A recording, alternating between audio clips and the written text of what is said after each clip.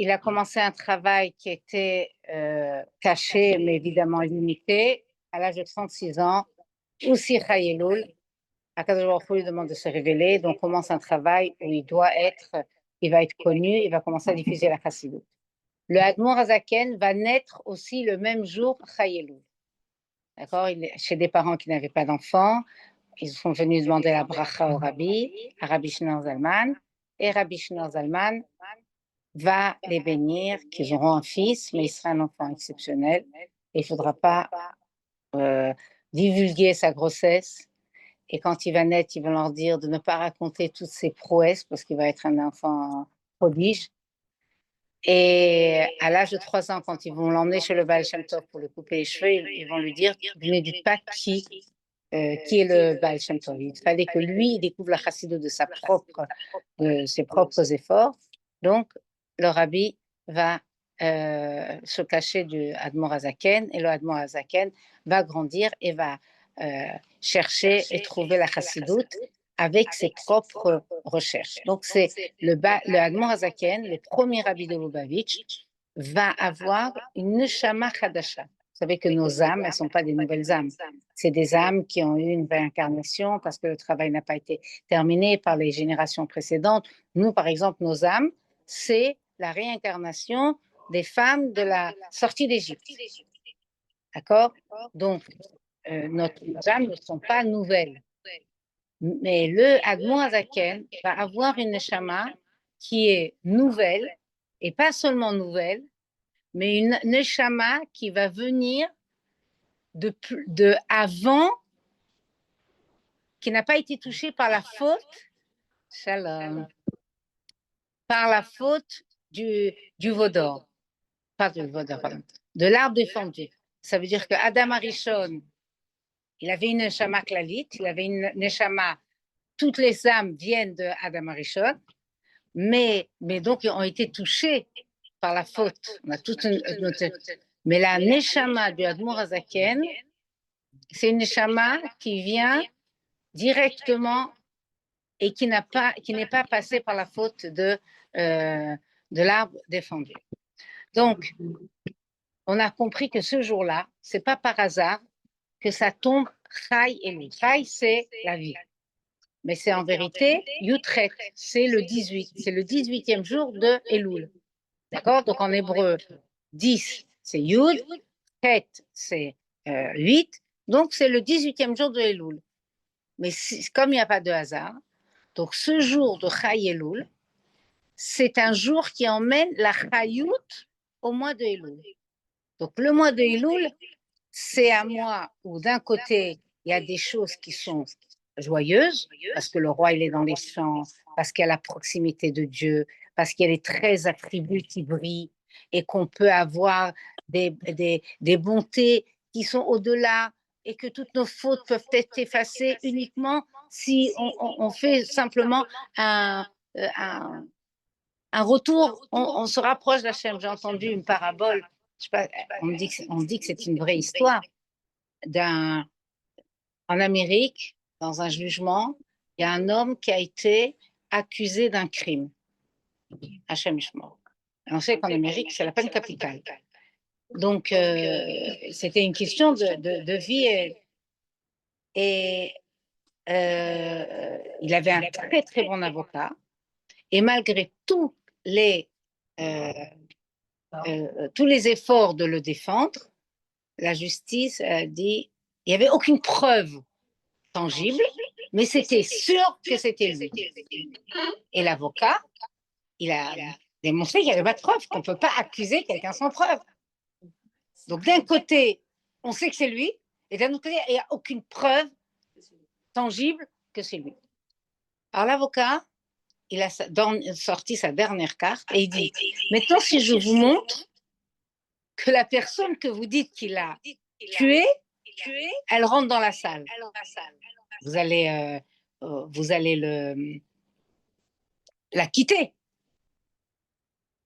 Ils sont restés comme ça parce que c'est il dit si je vous dis que maintenant je vais vous chercher la personne que vous dites qu'il a tuée, vous allez la quitter.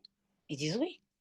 Alors, ça veut dire qu'il y a quand même un doute qu'il est vivant. Comment vous pouvez accuser, tuer une personne si vous êtes en train de dire que si je vous emmène la personne, vous la quittez? Ça veut dire qu'il y a encore une possibilité de vous... Ils ont trouvé l'argument fort. Ils ont dit, bon, on va délibérer. Ils sont sortis. Et après, ils reviennent et ils disent, non, il reste accusé. Il dit, comment? Il dit, parce que quand j'ai dit, voilà, vous allez voir, maintenant je vais vous faire entrer. Tout le monde s'est tourné vers la porte, mais le criminel ne s'est pas tourné.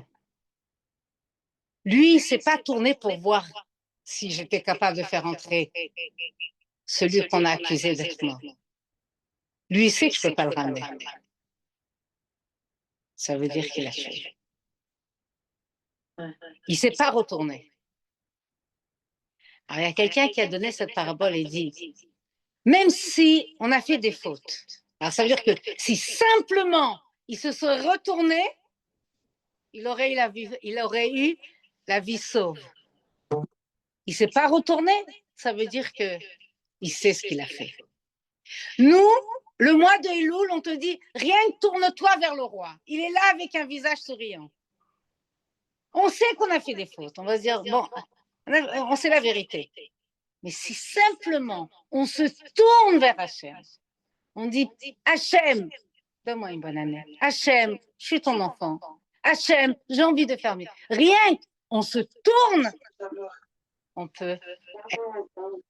Les petits crocs sont de retour chez McDo. Moi, j'avais pas cette partie du burger en fait. Non, c'est pas ça. Ouais. Donc, on imagine qu'est-ce que c'est que le mois de Elul, combien on doit être dans la joie. D'un autre côté, le mois de Elul, c'est le mois de l'introspection, c'est le mois du bilan, etc. Dès qu'on va faire un petit bilan, et on va faire le bilan de ce qu'on a pensé, et de ce qu'on a dit, et de ce qu'on a fait, on peut rentrer dans une mériroute, on peut rentrer dans une amertume.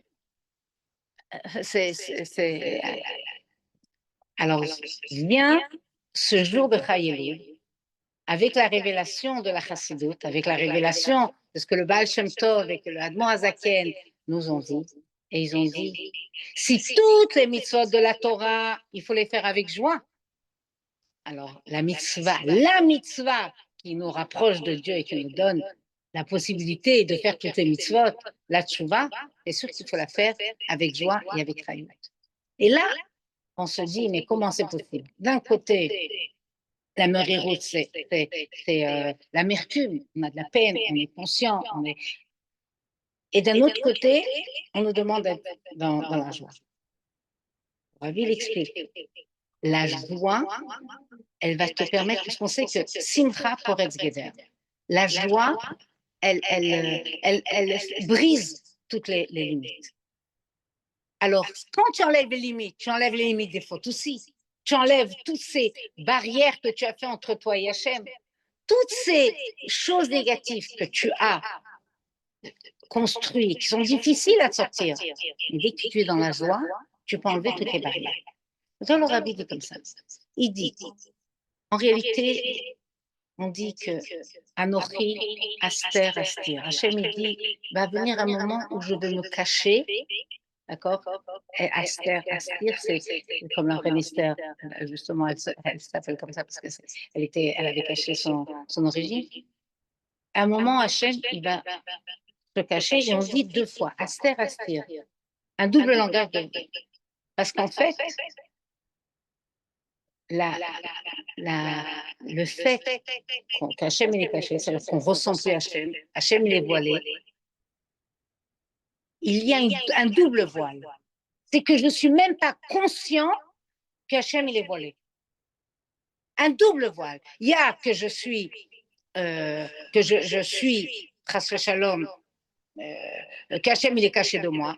Je ne le vois pas, je fais ma vie. Mais il y a un double voile que je me rends même pas compte que je suis, que Hachem, il est voilé. Je vois même pas Hachem. Il n'y a même pas de voile. Je ne sens même pas ce voile-là. Alors, quand vient le moment où tout à coup, j'ai la meriroute, ça veut dire j'ai l'amertume que, en faisant mon bilan, que je suis loin d'Hachem, mais j'ai une très grande simcha. Tout à coup, je suis heureuse d'être conscient. Si j'ai l'amertume que je suis loin d'Hachem, mais c'est magnifique, ça veut dire que déjà Hachem, il me manque. Donc après, je peux enlever ce voile. Parce que si j'ai la joie de la conscience de mon éloignement d'Hachem, alors après, je peux enlever ce voile. Ce double voile, il est grave quand je ne suis pas consciente. Mais quand vient le mois de Elul et que je fais mon bilan, et tout à coup, je ressens que je suis loin d'Hachem, ben je suis très contente d'être consciente. Il y en a qui ne sont même pas conscients qui sont loin d'Hachem. Donc cette joie d'avoir conscience que je suis loin d'Hachem me donne la force d'enlever ce voile et de pouvoir me rapprocher d'Hachem. Par quelle force? Par la joie. La joie de pouvoir, même si je suis loin d'Hachem, mais en vérité, mon action, elle joue sur Hachem. Un juif, il atteint Hachem. Chaque action que je fais, elle est déterminante et elle atteint l'essence de Dieu. Waouh! Moi, avec mon avéra, je vais jusqu'à atteindre Hachem. Alors là, je peux prendre une secousse, un électrochoc, quoi? Parce que moi, quand je fais alors, je ne vois pas les conséquences. Mais tout à coup, quand je prends conscience que chaque chose que je fais, elle atteint Hachem, l'essence de Dieu, tout à coup, ça me donne une secousse. Mais d'un autre côté, tout ce que je fais de bien, c'est aussi quelque chose que j'apporte de la joie à Hachem et je suis connectée avec l'essence de Dieu. Alors, cette conscience que dans un sens ou dans un autre, chaque action elle est déterminante jusqu'à l'essence de Dieu, au-delà de toutes les voiles que le monde peut m'apporter, alors automatiquement, cette conscience fait que mes actions et mes décisions deviennent complètement différentes. Quand est-ce que je fais n'importe quoi? Quand je ne vois pas les conséquences. Si je fais quelque chose, et alors, tout le monde le fait, on ne voit pas d'effet. Mais quand tout à coup on prend conscience que chaque pensée, chaque parole et chaque action, elle a un effet, alors automatiquement, d'un côté, ça me donne une très grande joie. Moi et Hachem, je fais une seule chose. Je suis un enfant unique d'Hachem. Hachem il m'aime. Automatiquement, ça va éveiller cet amour. Et c'est pour ça qu'en même temps, dans la même personne, il peut y avoir la meriut et la simcha. Cette simcha qui va me permettre de découvrir qu'en réalité, je suis attristé de mes fautes. Et cette tristesse de mes fautes me rend joyeux d'être conscience de cette tristesse, me permettra d'enlever le double voile. C'est pour ça que ce soir, Chai Elul, on nous dit, mais tu sais, même les sujets de Elul, même la tchouva, tu dois la faire avec Chai, tu dois la faire avec amour, tu dois la faire avec simcha. Et cette simcha, elle va t'apporter que tu puisses réellement dépasser tes fautes, ne pas t'attarder là-dedans, ne pas rester dans cette meuriro, dans cette amertume. Parce qu'en vérité, c'est grâce à cette amertume que je me rapproche d'Hachem. Donc je suis contente. D'accord? Quand quelqu'un, par exemple, il a mal aux dents et que le dentiste, il lui a enlevé, ça lui fait mal, mais il est content parce que cette douleur, ça y est, elle lui a enlevé son problème. Et donc, cette mériroute, elle m'a permis d'effacer les fautes et de me dépasser. Donc, quand vient ce soir et demain, le 18e jour du mois de Elul, l'anniversaire, donc la naissance du Baal Shem Tov, naissance spirituelle, naissance matérielle, la révélation, toutes les grandes choses de la vie du Baal Shem Tov, c'était aujourd'hui. Et le Admor Hazaken qui va naître ce jour-là, et qui va révéler cette capacité de donner de la vitalité dans tout. Même les choses négatives, elles ne nous font plus peur, parce qu'elles existent pour pouvoir le dépasser, le transformer, etc. Donc plus rien ne fait peur, nous fait peur. Et même quand je vais avoir de l'amertume et du regret, etc., je vais remercier Hachem. Merci Hachem que j'arrive à avoir du regret. Il y a des gens qui ne regrettent pas, il y a des gens qui ne voient pas le problème. Donc, comme ça ou comme ça, l'objectif, c'est d'être dans la simcha. Je ne sais pas où il est Yashpi, mais je vais profiter de... Hein? Il est dans la simcha. La simcha je ne sais pas comment je suis revenue à une hein? Quoi? Simcha, elle chante qu'elle est Ah. la star de la soirée. On parle d'elle, on parle d'elle. Ah oui. Alors, je vais profiter. Je vais faire une petite introduction. Mais comment on fait pour Tzipora, ça me vient dans la tête. C'est Mazal, non? C'est Mazal. Ah, Mazal, ah d'accord, Tzipora, c'est Elle va nous ramener tout le Mazal de cette année. Amen, amen, amen. Alors, je vais vous montrer une petite vidéo. J'espère que là-bas, ils vont la voir. Attendez une seconde. Une seconde. Ah, c'est possible qu'il faut que je sorte de là. OK. Alors, je vais être obligée de sortir d'ici. C'est une petite vidéo. Alors, Mazal. Voilà. Alors, un point d'éducation, ça va être une introduction, peut-être qu'ils l'ont retenu là-bas pour avoir vite. Alors, en attendant. Pas d'être parent pour être écouté. Il faut d'abord être aimant pour être imité. Notre génération n'est pas celle de nos aïeux. Mais la Torah, elle, n'a pas changé. Même Shabbat, même Kashrut, même Téphilin, même fête. Et pourtant, le monde a basculé. Un autre rythme, d'autres tentations. Hier, les enfants respectaient naturellement. Aujourd'hui, le naturel, c'est la rébellion. Le Talmud l'avait prédit. L'insolence augmentera. Les jeunes humilieront les anciens. Nos enfants n'ont pas grandi dans le même ni de drogue en si libre accès. Pas d'influenceurs demeurés à idolâtrer. Pas de réseau pour comparer sa vie. Nous vivons avec une machine à distraction. À 2 clics de nos enfants, juste derrière la porte. Comment rivaliser avec Instagram? Comment transmettre des valeurs éternelles dans un monde éphémère? Nos maîtres nous ont légué des conseils puissants. Un foyer chaleureux, c'est la première clé. L'enfant cherchera. De merde! Fera froid pour ton âme. Rav Zilberstein nous dit clairement, le remède, c'est l'amour. Des cordes d'amour, pas des chaînes d'obligation. Rav Wolbe allait dans le même sens. Aujourd'hui, il faut éduquer avec douceur. Parents sévères, attention. Si vous ne les séduisez pas avec la Torah, le monde extérieur le fera à sa manière. La bonne humeur, la complicité, la patience, ce sont les vraies armes éducatives. Cela demande des sacrifices, mais ça en vaut la peine. Ah, autre chose, l'exemple, rien d'autre. Les enfants n'écoutent pas, ils observent. Un papa qui parle de Torah, mais qui est addict à des vidéos bêtes sur son smartphone, perd toute crédibilité. Nos enfants ne pardonnent pas l'hypocrisie, et ils ont raison. Comme disait Rabbeinu Tzadok, ce qui est caché dans le cœur des parents se révèle dans les actes de leurs enfants. Puis vient l'adolescence. Ce n'est plus le temps d'enseigner, c'est le temps d'accompagner. L'adolescent se cherche, il rejette, il s'éloigne, il teste, c'est normal. En hébreu, Nara, jeune homme, vient de se détacher. Notre rôle, lui permettre de choisir lui-même le bon chemin. Pas celui qu'on rêve pour lui, pas celui qui nous rassure, mais le sien. Le roi Salomon l'avait déjà dit. Éduque l'enfant selon son chemin. S'il aime la Torah comme il aime le foot, alors il ne l'abandonnera plus jamais. Le Midrash, lui, nous parle d'un coq couvert de poussière. Un simple mouvement et il redevient pur. C'est ce que nous espérons. Qu'un jour nos enfants choisissent eux-mêmes de se lever et se nettoyer. Âge oublié. Regardez avec bienveillance. Ce que nous pensons de nos enfants les transforme. Le Maharal l'explique. Voir le bien chez l'autre, c'est le faire exister.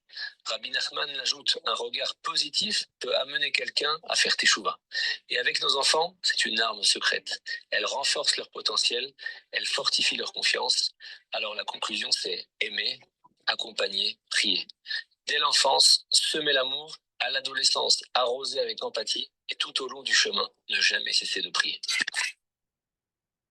C'est fort. C'est très fort. Et il est l'éducateur Louvain. Voilà. C'est fort. Donc, on a de la chance parce qu'en vrai, hein, Donc, Non, c'est Torah Box. c'est Torah Box, oui. Mais Avraham Avinu, c'était le premier Lubavitch, il a ouvert un Bet Chabad. Échelle. Donc, aujourd'hui, on parle de Simcha, on parle d'amour, on sait qu'il y a la droite et la gauche. Aujourd'hui, c'est marqué, quand Mashiach viendra, ce ne sera plus avec le bâton. On est obligé de prendre des nouvelles armes. Et là, maintenant, ce Chai Elul, quand on nous parle de Tchouva, on parle de Erev Rosh Hashanah, a priori, on devrait nous parler de choses qui nous font peur. On dit que les poissons tremblaient dans l'eau quand ils voyaient le mois d'Elul arriver. Et pourtant, aujourd'hui, on voit, c'est le Fabringen, c'est la Simcha. Bien sûr qu'après, chacun dans son fort intérieur, il va se retrouver. Et avant de faire Kriyat Shema, avant de dormir, et qu'il fasse un bilan, mais uniquement en étant heureux d'avoir cette conscience. Comme on dit tout le temps, un malade, pour guérir, il a besoin de 2 conditions sine qua non. Déjà, il doit être conscient qu'il est malade et avoir envie de guérir, et être persuadé qu'il va guérir.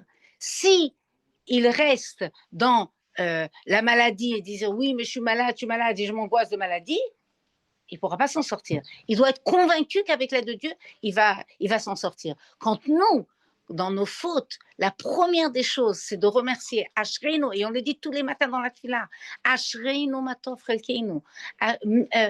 On est heureux d'être des Juifs. Cette conscience qu'on est dans un enfant d'Hachem, et qu'un enfant, ça reste quelque chose d'attaché essentiel avec un parent. On ne peut pas divorcer des enfants. L'attachement entre les parents et les enfants, c'est quelque chose d'indélébile.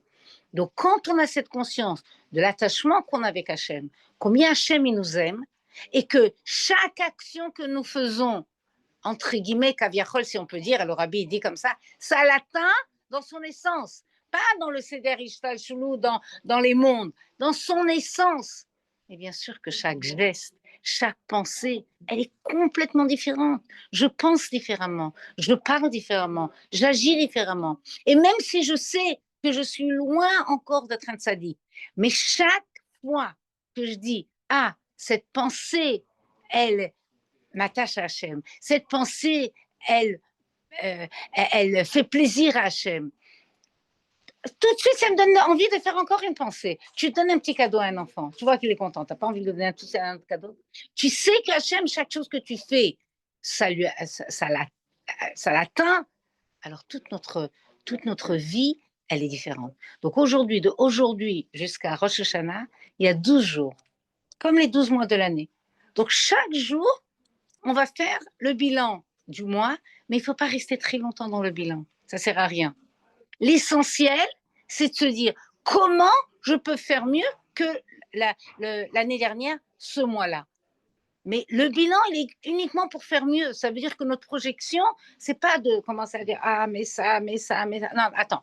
Ce mois de Tishri, je veux le faire bien. Où je vais passer Rosh Hashanah, où je vais passer Yom Kippour, comment je vais faire que ce Rosh Hashanah, je fais Tani Dibour, je ne parle que de choses qui sont positives et constructives. Comment je peux faire que ce Sukkot, ma Soukha soit encore plus cachère ou que j'ai plus d'invités.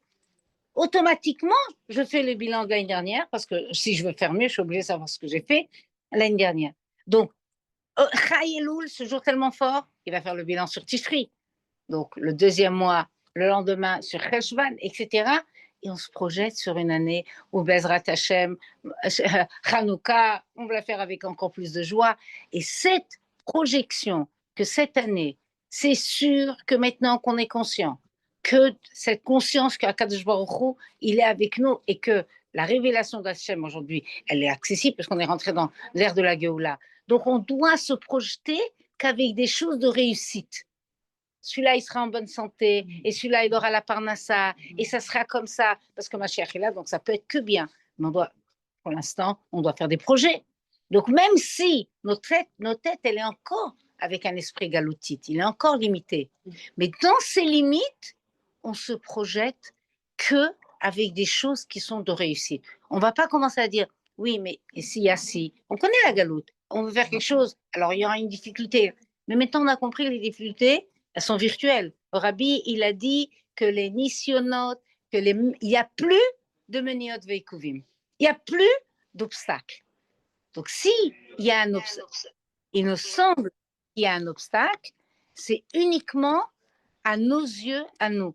C'est nous qu'on a l'impression que c'est un obstacle. Mais en vérité, c'est un tremplin, c'est une occasion pour pouvoir, un exercice de dépassement. Quand je vais faire du sport, il va dire, ah oui, il m'a mis un bâton dans les roues. Je ne peux pas avancer. Oui, ce bâton, c'est pour que tu apprennes à faire des sauts en hauteur. Donc, je ne vais pas me rester comme ça figé parce que je ne peux pas commencer mon sport parce qu'il y a un bâton. Donc, chaque chose qui m'arrive, c'est un exercice. Un exercice de bitachon, un exercice de simcha, un exercice de mieux faire ce que j'avais fait tchouva sur quelque chose. Je me redonne un exercice, comment je vais réagir dans les mêmes situations. Cette fois-ci, j'ai regretté quelque chose. Et tout à coup, Hachem me remet dans cette situation. Oui, il t'a remis dans cette situation pour que cette fois-ci, tu puisses y arriver. Et ça, aujourd'hui, c'est uniquement dans la tête que ça se passe. Parce que notre galoute, elle est que dans la tête. C'est le Rabbi avec Machach, elle est là. Et on voit que plus rien ne nous empêche et que tous les outils sont là à tous les niveaux pour pouvoir le servir. Il faut juste avoir une tête pour arriver à le gérer. Hein, ChatGPT, hein. J'étais en train d'étudier une sikha et j'arrivais pas à trouver la traduction de Trouna. C'est quoi? Comment on traduit Trouna? Une aptitude avec Paf. Oui.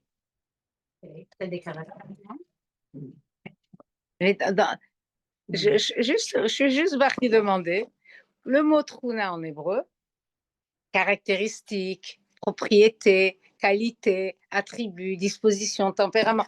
Mais j'ai pas fini. À peine j'ai écrit. Vous savez comment ça se passe? Vous n'avez pas fini d'écrire. Je vous donne vous appuyez. Vous n'avez pas le temps de lire qu'il a déjà répondu. Où on a vu ça? Avant, tu as besoin, tu te parles à quelqu'un en hébreu. Pour toi, tu sais ce que c'est une trouna, tu le sais, mais tu ne trouves pas le mot approprié. C'est pour avec. J'ai suivi le cours de Mohamed avec ChatGPT. Mais tu n'as pas vu?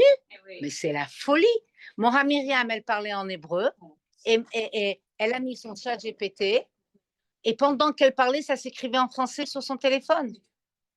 Oui, Oui, traduit moi. Mais Ça je l'ai laissé s'écrivait sur la mesure que je parle. Elle lit. C'est pas qu'il parle, il ne dérange pas. elle n'a même pas besoin d'entendre. Elle lit pendant qu'elle parle. Quand on disait ça, tu disais. Non, oui. Comment tu vas faire avec être traduit? Ouais. Alors regardez le Nisayon, regardez l'épreuve. Et ça, je l'ai montré, mais je le remontrerai. Je t'ai montré ce que Torah Box t'a mis sur chaque GPT. Ils ont posé la question à chaque GPT s'il était le Yetzer Hara, comment il aurait fait pour détourner la jeunesse sans qu'ils s'en rendent compte facilement. Je t'ai jamais montré? Alors, je vais le remontrer parce que toi je t'avais montré, hein? Mais là, mon rachaya, c'est Ekovim et Mignard. Quoi? Quand tu les entends, mais tu trembles. Quoi? Qui? Quand tu entends. Le chat GPT, qu'est-ce qu'il te répond? Tu l'as écouté? Oui, pas ton rapport. Alors, je vais... Maintenant, comment Mignard? Alors, je vais te donner, moi j'ai posé la même question parce que moi, j'y croyais pas. J'ai dit,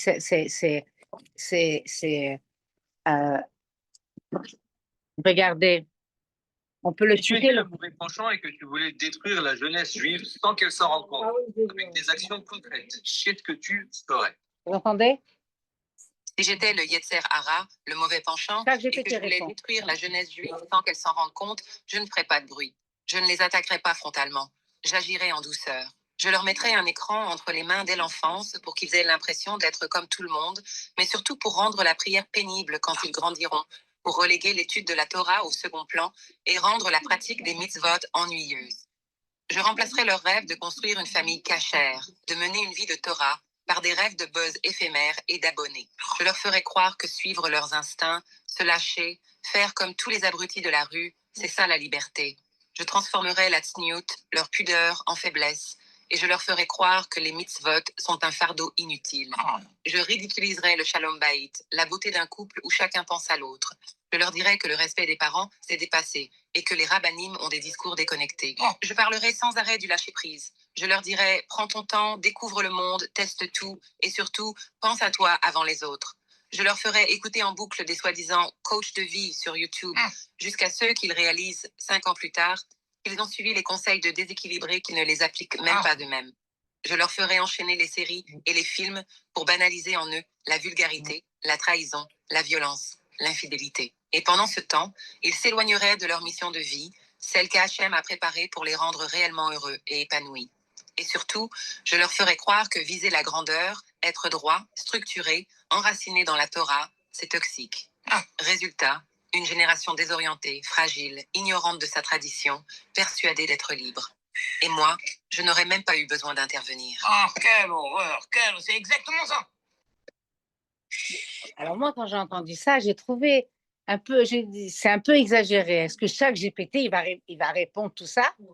J'ai tout de suite posé la question à mon chat GPT. J'ai posé la même question.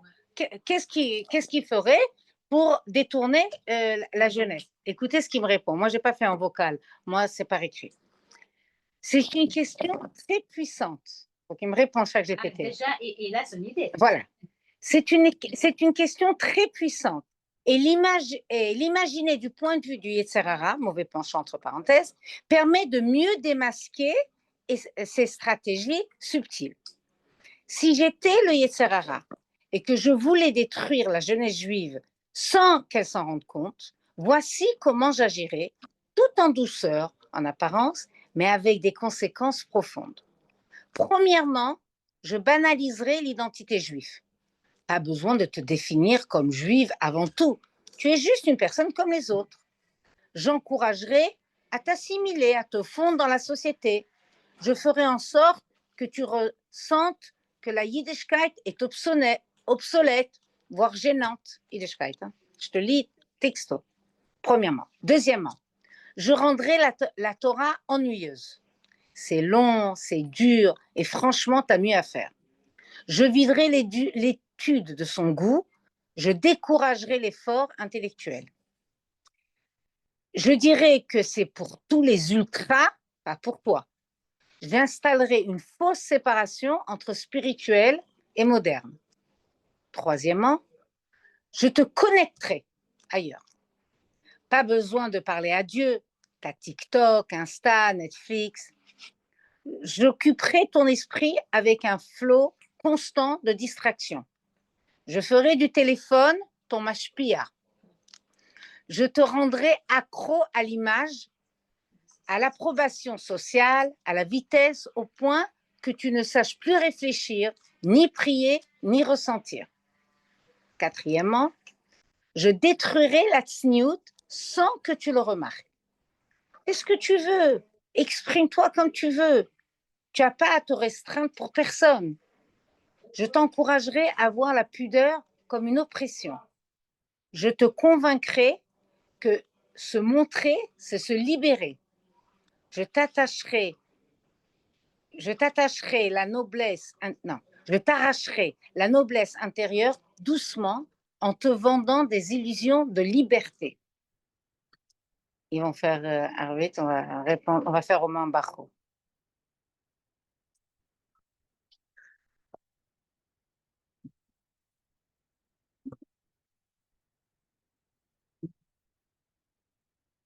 Amen.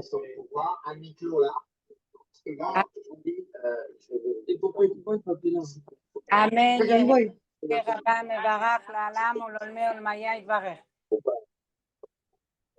Amen. Amen. C'est ça. C'est auto-nommé maintenant et c'est auto-disons. C'est ça. Je ne vois pas là. Il y a quelqu'un qui devrait fermer le micro. Raphaël, ne vois pas là. Il faudrait enlever le son, s'il vous plaît. Merci.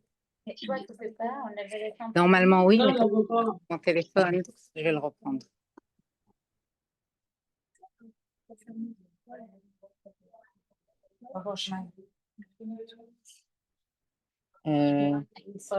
Ma Israël, Adonai Eloheinu, Adonai Echad. Je suis sortie. Tu continues? Ouais. Mais Marchement, mais. Il fait bien son travail, marchement. Oui, Archemo, ChatGPT, il est juif, hein? Non, mais je Ah, parlais. Ah, ok. C'est pas un être humain, c'est une machine. Non, je C'est parlais. mon frère. Ah, j'en ai pas. il veut tout m'acheter alors. Non, non, non, non, non, non. Attention, attention. Non, non, Non, bah, au c'est prochain. un outil. Un outil, exactement, un outil qu'il faut garder messianique. Donc, C'est parti. il te donne, non, c'est pas parti, mais il te donne, voilà. C'est tellement long. C'est très long. Non, on était à combien? On a dit 5 choses? 4. Alors, cinquièmement, je briserai ta confiance dans les adultes et les institutions. Ils ne comprennent rien à ta génération. Je sèmerai la méfiance envers les parents, les profs, les rabbins. Je ridiculiserai les figures d'autorité. Je t'amènerai à croire que personne ne peut vraiment te guider. Sixièmement, je te dirai de vivre ta vérité au lieu de la vérité. Chacun sa vérité, fais ce qui te semble juste. Je remplacerai les valeurs éternelles par des émotions passagères. Je t'éloignerai de la volonté divine en te centrant uniquement sur toi-même. Septièmement, je rendrai Mashiach abstrait, lointain, irréel. C'est symbolique.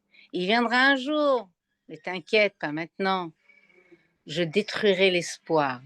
Je transformerai l'attente active en folklore passif. Je ferai oublier la mission. Je te ferai oublier la mission. C'est un peu triste, mais mon ChatGPT, regardez comment il C'est pas le conclut. tien, celui-là? Là, je suis en train de lire le mien, mais ça, il ne s'arrête pas là. Il ne s'arrête pas là. Il conclut. Mais, 3 points de suspension. Il y a une faille dans mon plan. Si une jeune fille, alors tout ça c'est au féminin, hein, il me parle à moi, il s'exprime pas.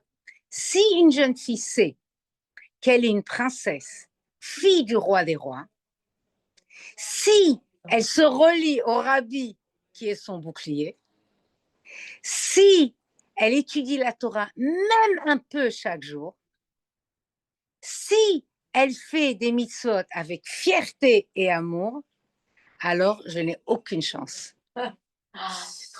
Mais comment? C'est parce que. D'un à l'autre. C'est parce que. Il y a beaucoup de choses qui sont pareilles. Hein. Je ne sais pas si vous avez remarqué. C'est parce que tu lui parles de ta façon. Alors, il te répond de ta façon. Parce que tu vas parler de Mashiach. Tu n'as pas parlé de Rabbi. Attendez, je demande. Oui, parce que tu vas Il sait avec qui il parle. Et pourquoi il te dit sa faille? C'est quoi la carrière? Alors que l'autre n'a pas dit sa faille. Parce qu'il sait que moi, je cherche des solutions toujours. Mais c'est impressionnant. Moi, je ne me suis jamais présentée à mon ChatGPT. Hein. Moi, j'ai juste demandé de me faire des lettres, de me faire des traductions. Mais il connaît tout.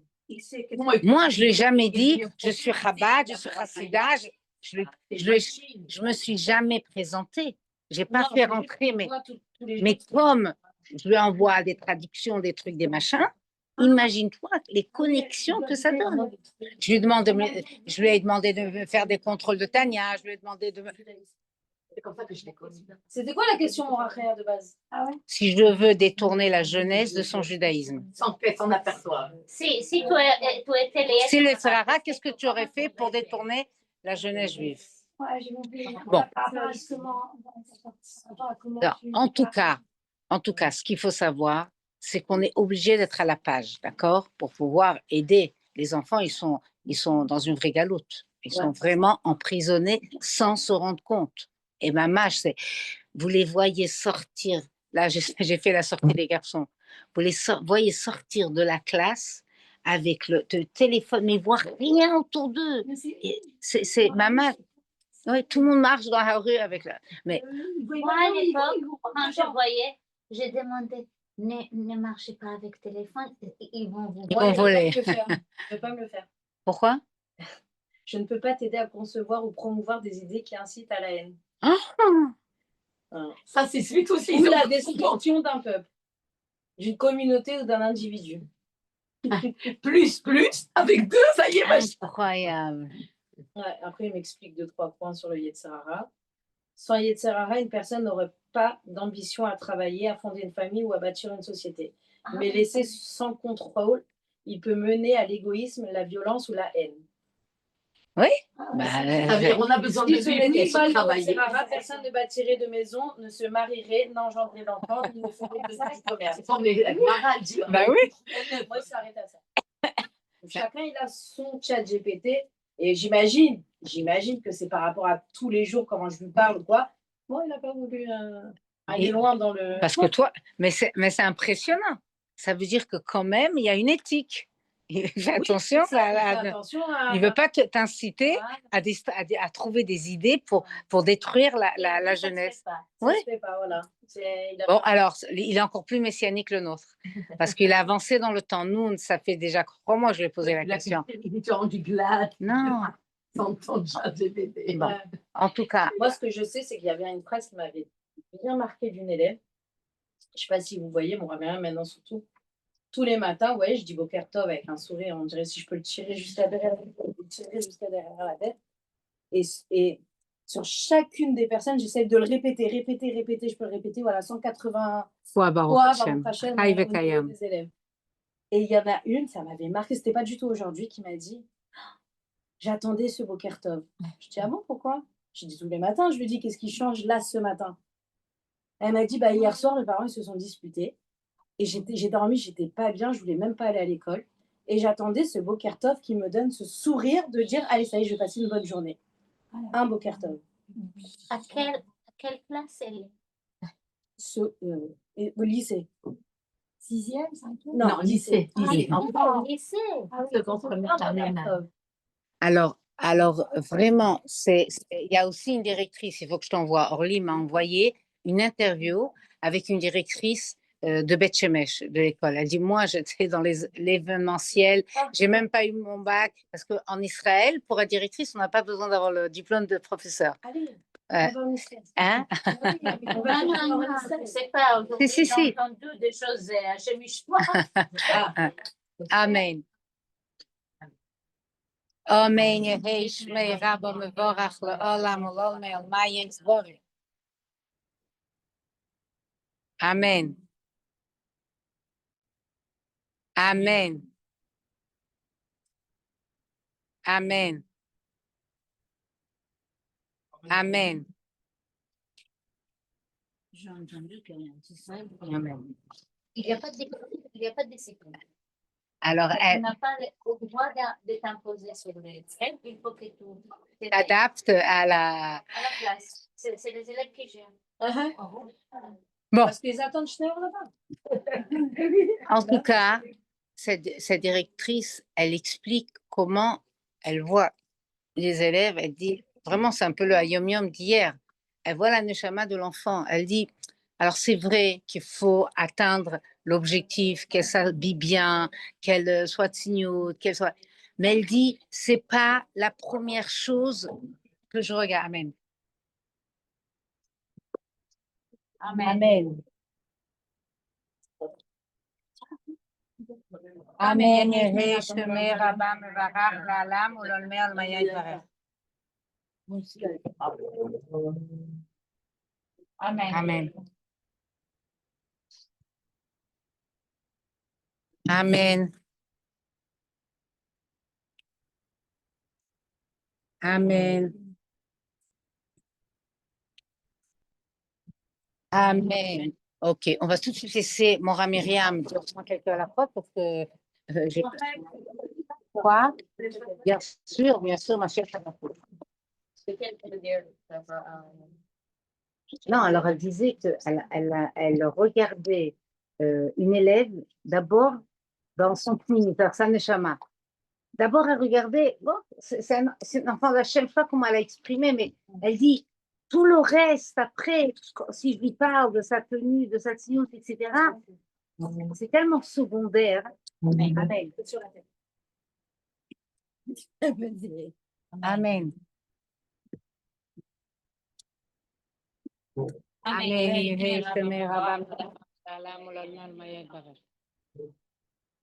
C'est ça. Amen. Pour les chaussures du Béni, c'est tout court. Amen. Je vais bien le prendre de la maison.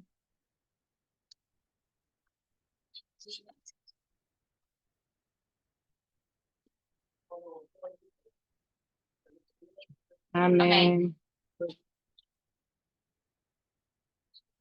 Amen. Amen. OK. Alors, il est très court aujourd'hui, mais très puissant. Donnez généreusement. Essentiel du service de Dieu en cette période du talent du Mashiach et la Tzedaka. Comme le disent nos sages dans le traité Shabbat, Israël sera libéré uniquement par la Tzedaka. La raison en est la suivante. La divine providence est tombée à l'heure actuelle jusqu'au niveau le plus bas, celui de l'action. Il est donc nécessaire de se concentrer sur les actes de Tzedaka, de bonté et de générosité. Tout ce que le Tanya Tachli, ça veut dire toutes les belles paroles, c'est bien, mais ce qu'il faut, c'est le concret. Et donner la zakat, c'est la chose la plus difficile, parce qu'il faut sortir quelque chose pour laquelle on peut acheter pour des choses pour sa vie et qu'on a transpiré pour ça. Mora Myriam, Tachlis, quelques halachot, avant que j'appelle Yashvi.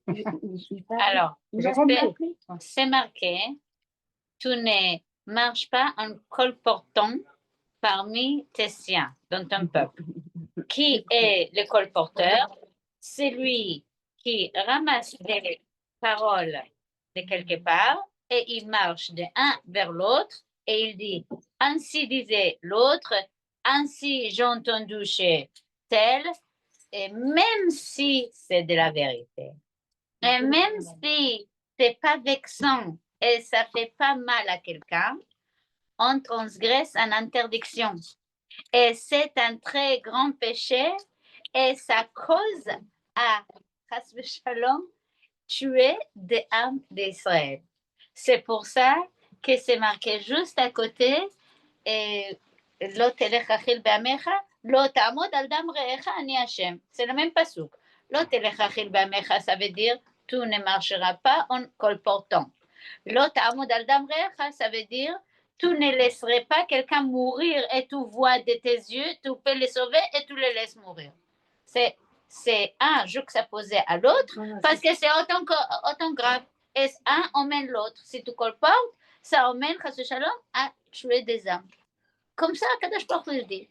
Et il dit, va apprendre qu'est-ce que c'est arrivé quand Doeg Adomi, c'était quelqu'un de l'époque de David et Shaoul, il a dit à Shaoul que Achimelech, qui était un Kohen de Nob, il a donné de hôtel, il a laissé dormir, manger à David Amelech. Et il a donné même des armes. Non, non Des seulement habits. non, quoi prendre avec lui. C'est dans la C'est dans la Il derrière. lui a donné de quoi. De quoi transporter. Alors, qu'est-ce que ça a emmené?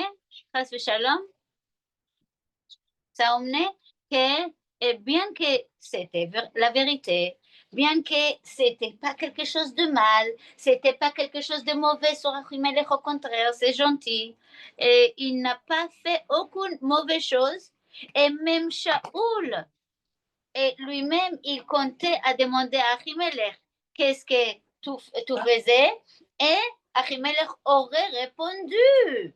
Ça veut dire, cette information-là, elle aurait arrivé chez Shaoul, même si, voilà, j'ai fini ma phrase. Non, c'est pas ça, c'est que tu peux continuer. Même si Doeg n'aurait pas raconté, cette même information serait arrivée chez Shaoul, parce que Shaoul était en chemin d'aller chez Nov et voir là-bas les dirigeants qui étaient Achimelech. Alors Achimelech aurait répondu, aurait raconté. Et Achimelech, quand il a donné tout ce qu'il faut à David Amelech, il ne voulait pas se révolter contre Shaoul.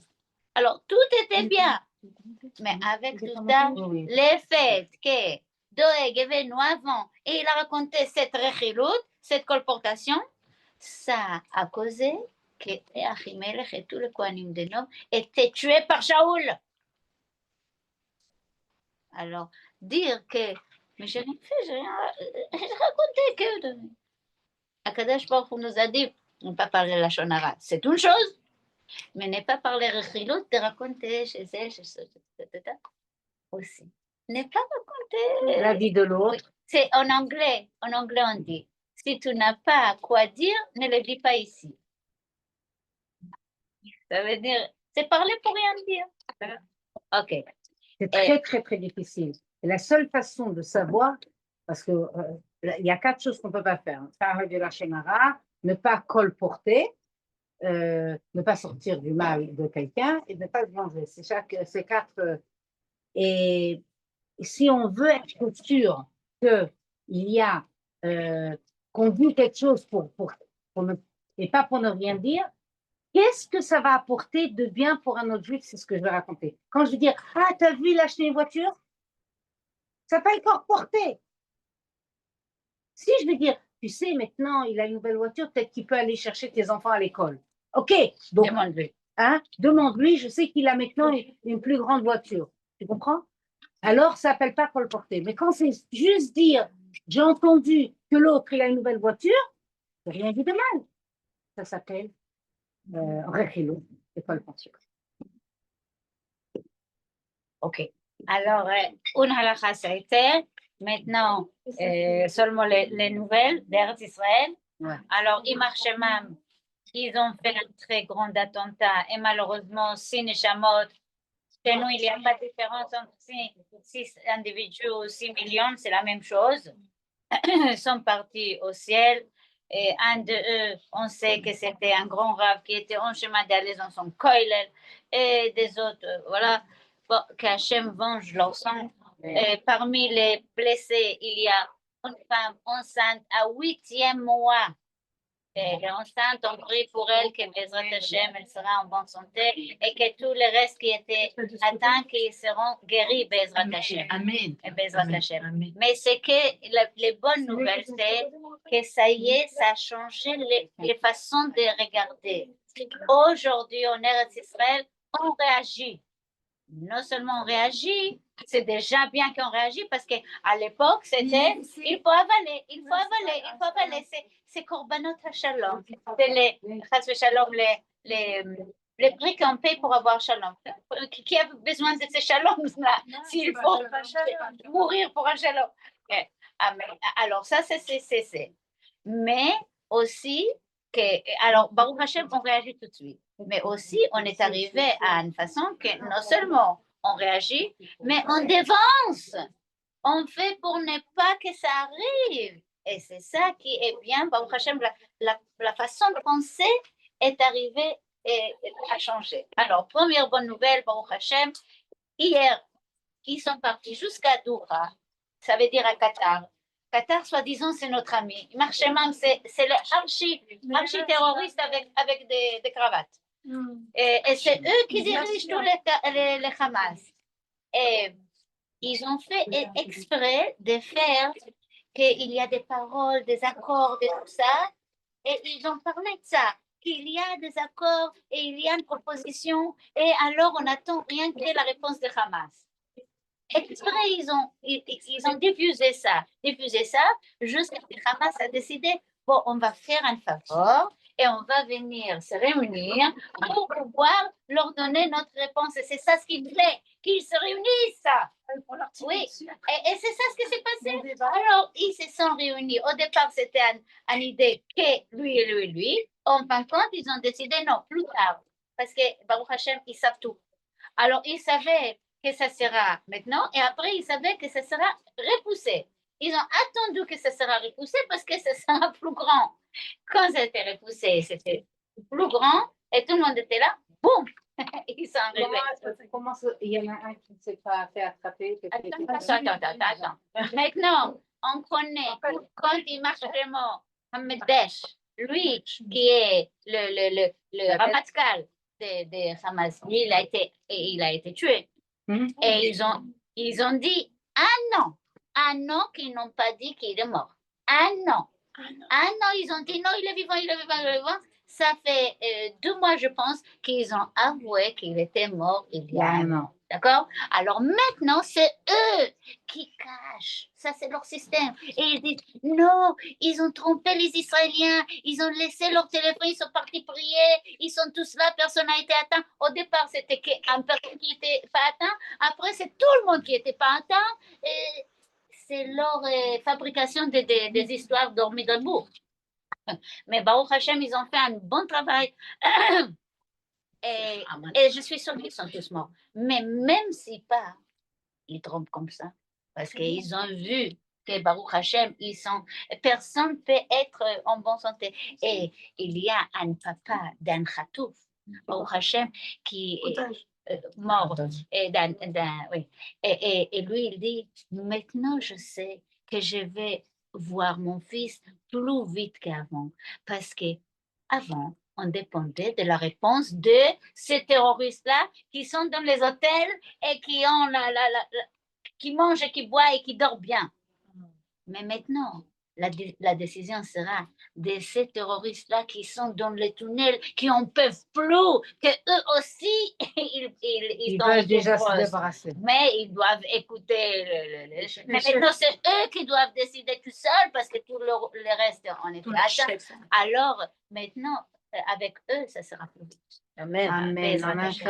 À part ça, ils étaient aujourd'hui à Yémen, parce que les Yéménites n'arrêtent pas. Et encore, Baruch Hashem nous attend personne. Mais rien, oui, c'est des miracles d'Akadosh Baruch Hu. Mais le fait qu'ils osent à envoyer, aujourd'hui, ils sont partis là-bas. Encore, il n'y a plus presque personne. Mais ils continuent à envoyer, ils attendent personne, mais ils continuent. Alors, ils ont brûlé des plein de gasoil et ils ont atteint, là, il y a toutes sortes de chefs et de sous-chefs, parce que les chefs sont partis. Il y avait une belle funéraille. Il y avait 1, 2, 3, 4, ça avait plus que 10. Ils étaient tous ensemble, magnifiques. Comme ça. Et ils marchaient même. Et voilà, alors ils n'arrêtent pas. Et la dernière bonne nouvelle, il y a un écrivain qui est dans les Iton, ça veut dire le journal Haaretz. Maintenant, le journal Haaretz, il est très, très gauchiste. Et elle est responsable de dire qu'est-ce qui se passe à Yehuda et Shomron et tous les à tous les grands Eretz Israël que soi-disant Palestine. Et elle, aujourd'hui, elle dit Smotrich, il a gagné. Elle dit, alors Smotrich, c'est celui qui, Baruch Hashem, il est le ministre des Finances, et c'est lui qui va pour qu'il y ait plus de pour qu'il y ait plus de et Baruch Hashem, ce qu'ils ont fait quand ils ont parlé, Marchement Macron, qui tombe maintenant. Il a parlé de faire l'État palestinien et tout ça. Alors, je montre qu'est-ce qu'il a dit. Pas de problème. Faites. Mais nous, non. Mais qu'est-ce qu'il a fait? Il a fait que là, il y a la grande ville qui s'appelle Malé Adumim. Là, il y a la grande ville qui s'appelle Yerushalayim. Et entre les deux, c'est la Palestine, soi-disant. Mais entre les deux, maintenant, il a donné et l'argent et l'accord de construire des centaines de milliers de maisons. Alors, tu vas mettre Palestine où? C'est dans la mer d'Or. C'est tout. Il n'y a plus de place pour mettre Palestine.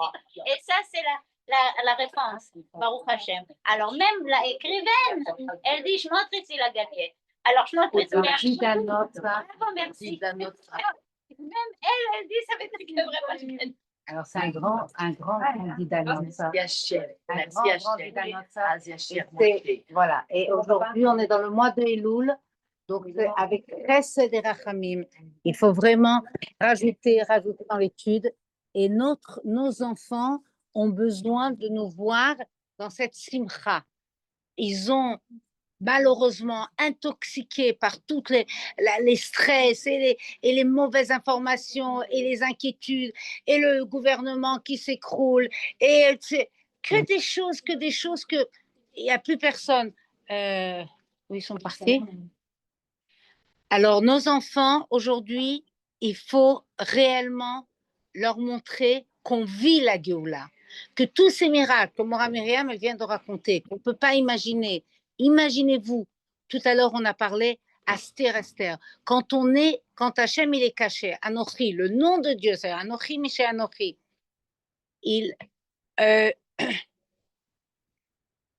on a dit que le plus grand voile, c'est qu'on n'est pas conscient qu'on est dans le voile, c'est le double voile, d'accord? Donc, quand les enfants, au lieu de vivre la Géoula, de toutes les prophéties que la Torah nous donne, que le Rabbi nous a pointées, etc., et que on n'était pas conscient, on ne voulait pas être conscient de tous ces pays avec leurs armes et leur Sina et leur haine, le danger qu'on avait chaque jour qu'on reste Israël, on survit. Maintenant on comprend. Illogique. Et aujourd'hui qu'on voit Baruch Hashem que toutes ces forces, le Hezbollah et le Hamas et le Liban et la Syrie, ils s'entretuent. On n'est même pas conscient du ménage qu'Akadosh Baruch Hu est en train de faire. Pourquoi? Pour qu'on puisse continuer à vivre, à étudier. Quand on voit les smachot et on continue les mariages là-bas et les bar mitzvot là-bas, il y a la guerre et les aliotes et les aliotes et les aliotes qui se font. C'est complètement. Voilà.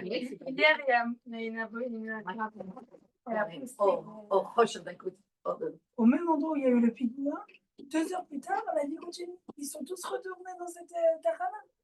C'est ouf quand même. Donc, voilà, ça veut dire Dieu il nous donne des forces. Et ça. Ils ont fait rentrer un Sefer Torah, je n'ai pas tout à fait compris, mais un Sefer Torah à Pondok. Maintenant, Pondok, c'est un village arabe. Et c'est là-bas qu'il y avait un grand attentat il y a 1 an ou 2 ans. Je ne comprends pas. Mais j'ai vu, ils ont fait un Sefer Torah à Pondok. Ils ont dit, eux, ils emmènent la mort, nous, on emmène la divinité. Je ne comprends pas, mais ils font. Et là où ils ont supprimé les gens qui sont à l'origine de cet octobre, ils sont partis imprimer un Tania. Ah oui, ça c'est sûr. Bon, en tout cas, ce qu'il faut, c'est que nous, là où on est aujourd'hui, quand on voit nos enfants prier le matin, faire mincha, étudier la Torah, et qu'on leur fait ressentir que leur étude, ça protège, et que leur guerre qu'ils ont, elle est reliée directement avec la guerre, parce que la plus grande guerre, c'est maintenant notre petit terroriste intérieur et notre Yetzer Hara qui nous fait croire, mais cette galoute, elle finira jamais. Alors, l'éducation de nos enfants aujourd'hui, elle est une nouvelle approche. C'est plus du tout comme on a vu tout à l'heure, c'est que par l'amour, que par la confiance. Et Bezrat Hashem, Yashpi, Rav Yashpi.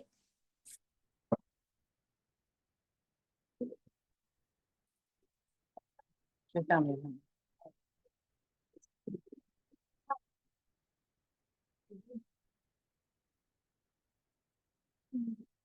Ça va tout le monde? Ça fait tout le monde bien? Enregistré aussi, ils sont pas là? Regarde en Zoom.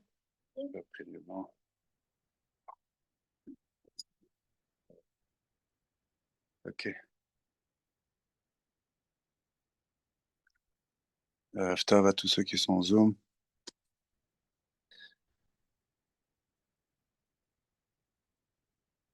Alors, on devait commencer, c'était écrit 8h30, le cours commence. On devait parler d'éducation. Comme ça, c'était écrit sur la feuille. Et au Hashem, chez moi, c'était ce soir la Yehudim Haïta Orav et Simcha. Tous les enfants. L'éducation avant tout. Voilà, j'ai dit, on comptait pas l'éducation. J'ai dit déjà, on va faire l'éducation à la maison avant d'en parler. On va passer à la table pratique. suivant la pratique. Au lieu de parler, on va passer à la pratique. Ma femme veut que je reste, alors j'ai dit voilà. Mais c'était relié en fait avec ce que je voulais parler ce soir. Alors, on va parler, je pense, plus de Chaïloul. Je vais quand même commencer avec l'éducation parce que on va entrer dans les 50 ans de Chinour. Rabbi a lancé Mifsa Chinour. Alors, c'est intéressant quand on a lancé cette formation. Pour l'année prochaine, on n'a pas pensé à ça. Mais j'ai remarqué ça. Ils ont envoyé une vidéo où il y a Rav Aftin de Kronitz qui explique l'importance du Chinour. Et alors, ça tombe très bien. Alors, on va faire une année de Chinour. On va essayer vraiment de donner le plus beau cadeau à nos enfants, que ça, c'est le chinour. Un parent qui veut donner le plus beau cadeau à son enfant, c'est qu'il apprend sur le chinour. Quand on n'apprend pas sur le chinour, à ce moment-là, on se déstabilise et on panique, on ne sait pas comment réagir à certaines circonstances. Et c'est après ce qui crée des problèmes. Par contre, quand on connaît les solutions, on a beaucoup plus de facilité de résoudre le problème. Ok. Maintenant, aujourd'hui, on va parler de Chaïloul. Alors, Baruch Hashem, on est rentré dans Chaïloul. Alors, Gouti Amtev, avec sa mère. Et je vais essayer. Il y a ma femme qui m'appelle. Je vais répondre. Je suis désolé, encore une fois. Allô? S'il faut, j'y vais. Allô? Allô, allô, allô? Allô, allô? Je prenne. Ok, je sais pas.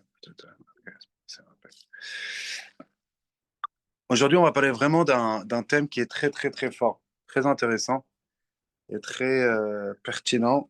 Si réellement on vit avec ce message, notre vie, elle change. Et moi, je pense que ce soir, avec mes enfants, j'ai un peu pensé à ce message et j'ai trouvé que ça m'a beaucoup aidé et je vais le partager.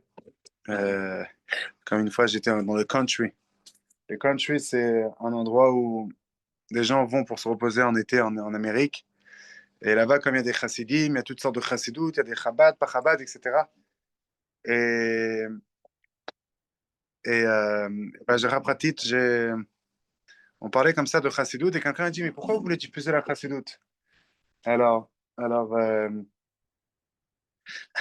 alors on a dit, écoute, quand on a un beau produit, quand on a quelque chose de bien, on veut le partager avec les gens autour de nous. On a la chassidoute, on veut vous le partager, on veut vous donner une meilleure vie, comme on dit. Alors, ce que je vais vous dire ce soir, c'est réellement très, très, très puissant, très, très fort. J'ai rappelé qu'il y a des gens qui ont fait des détours. Il y a ici bientôt Ethan Benita, un élève à moi, bon, Hachem la Yeshiva, qui était en route pour Lyon. Et après, il a vu l'affiche avec Farbringen, que je faisais Farbringen ce soir. Alors, il est sorti de la route. Il a juste pas vu que c'était que pour les Il a femmes. juste pas vu que c'était que pour les femmes. Alors ici, rien ne nous arrête. Et grâce non, il se voit, il le voit là. Alors, on a encore une table en fait. Je te mets pas. Merci. Alors, et Baruch Hashem, et je pense que ça va être relié avec la situation qu'on vit maintenant. On crée des projets, et après il y a d'autres projets qui se créent. Et c'est vraiment impressionnant et je pense que ça vaut le coup le détour. Alors, je vais essayer de partager ça ce soir. Baruch Hashem, que Dieu me donne l'opportunité de faire passer ce message d'une façon la plus pure et la plus pertinente et théora et vraie et amitite. Ok. Je pense que quand on veut faire des beaux projets, des choses importantes, il y a le Yetzarara, il y a la Klippa qui essaye d'empêcher, spécialement quand on veut envoyer des grandes lumières dans le monde. Alors, c'est ce qu'on va essayer de faire ce soir. Le Rabbi en Chaïloul Tafshin Membet, il a révélé un message qui est très très fort. Très très fort. Je pense que si on veut décrire Chaïloul en un mot, c'est ça. Parce que tout le monde sait, le mois des Louls, c'est un mois où beaucoup de fois, il y a des gens qui développent des stress, des angoisses. Et Loul, on était bien dans le mois d'août, personne ne nous prenait la tête, on était en vacances. Là, on arrive le mois des Louls et on se demande qu'est-ce qui se passe. Et on ne sait pas à Bichlal comment avoir cette relation avec Hachem, comment ça fonctionne exactement. Alors, comme on sait très bien que le Chai Elul, le 18 Elul, il a ramené la vitalité dans tout le mois. Alors, je vais aujourd'hui essayer de faire passer un message que le Rabbi, comme j'ai dit, il a partagé en Tafshin Membet, pour Bezrat Hashem essayer de prendre cette lumière et ce cadeau que le Baal Shem Tov nous a donné, et que l'Admor Zaken aussi nous a donné, et le rentrer dans notre vie quotidienne au jour d'aujourd'hui. On sait très bien que le Baal Shem Tov, il est né en 1698. 47 ans après, en 1745, le Admor Zaken est né. Et on sait très bien que le Shem Tov, On a dit dans le qu'il va avoir une Torah Hadasha. Il va avoir une Torah Hadasha qui va descendre ici-bas.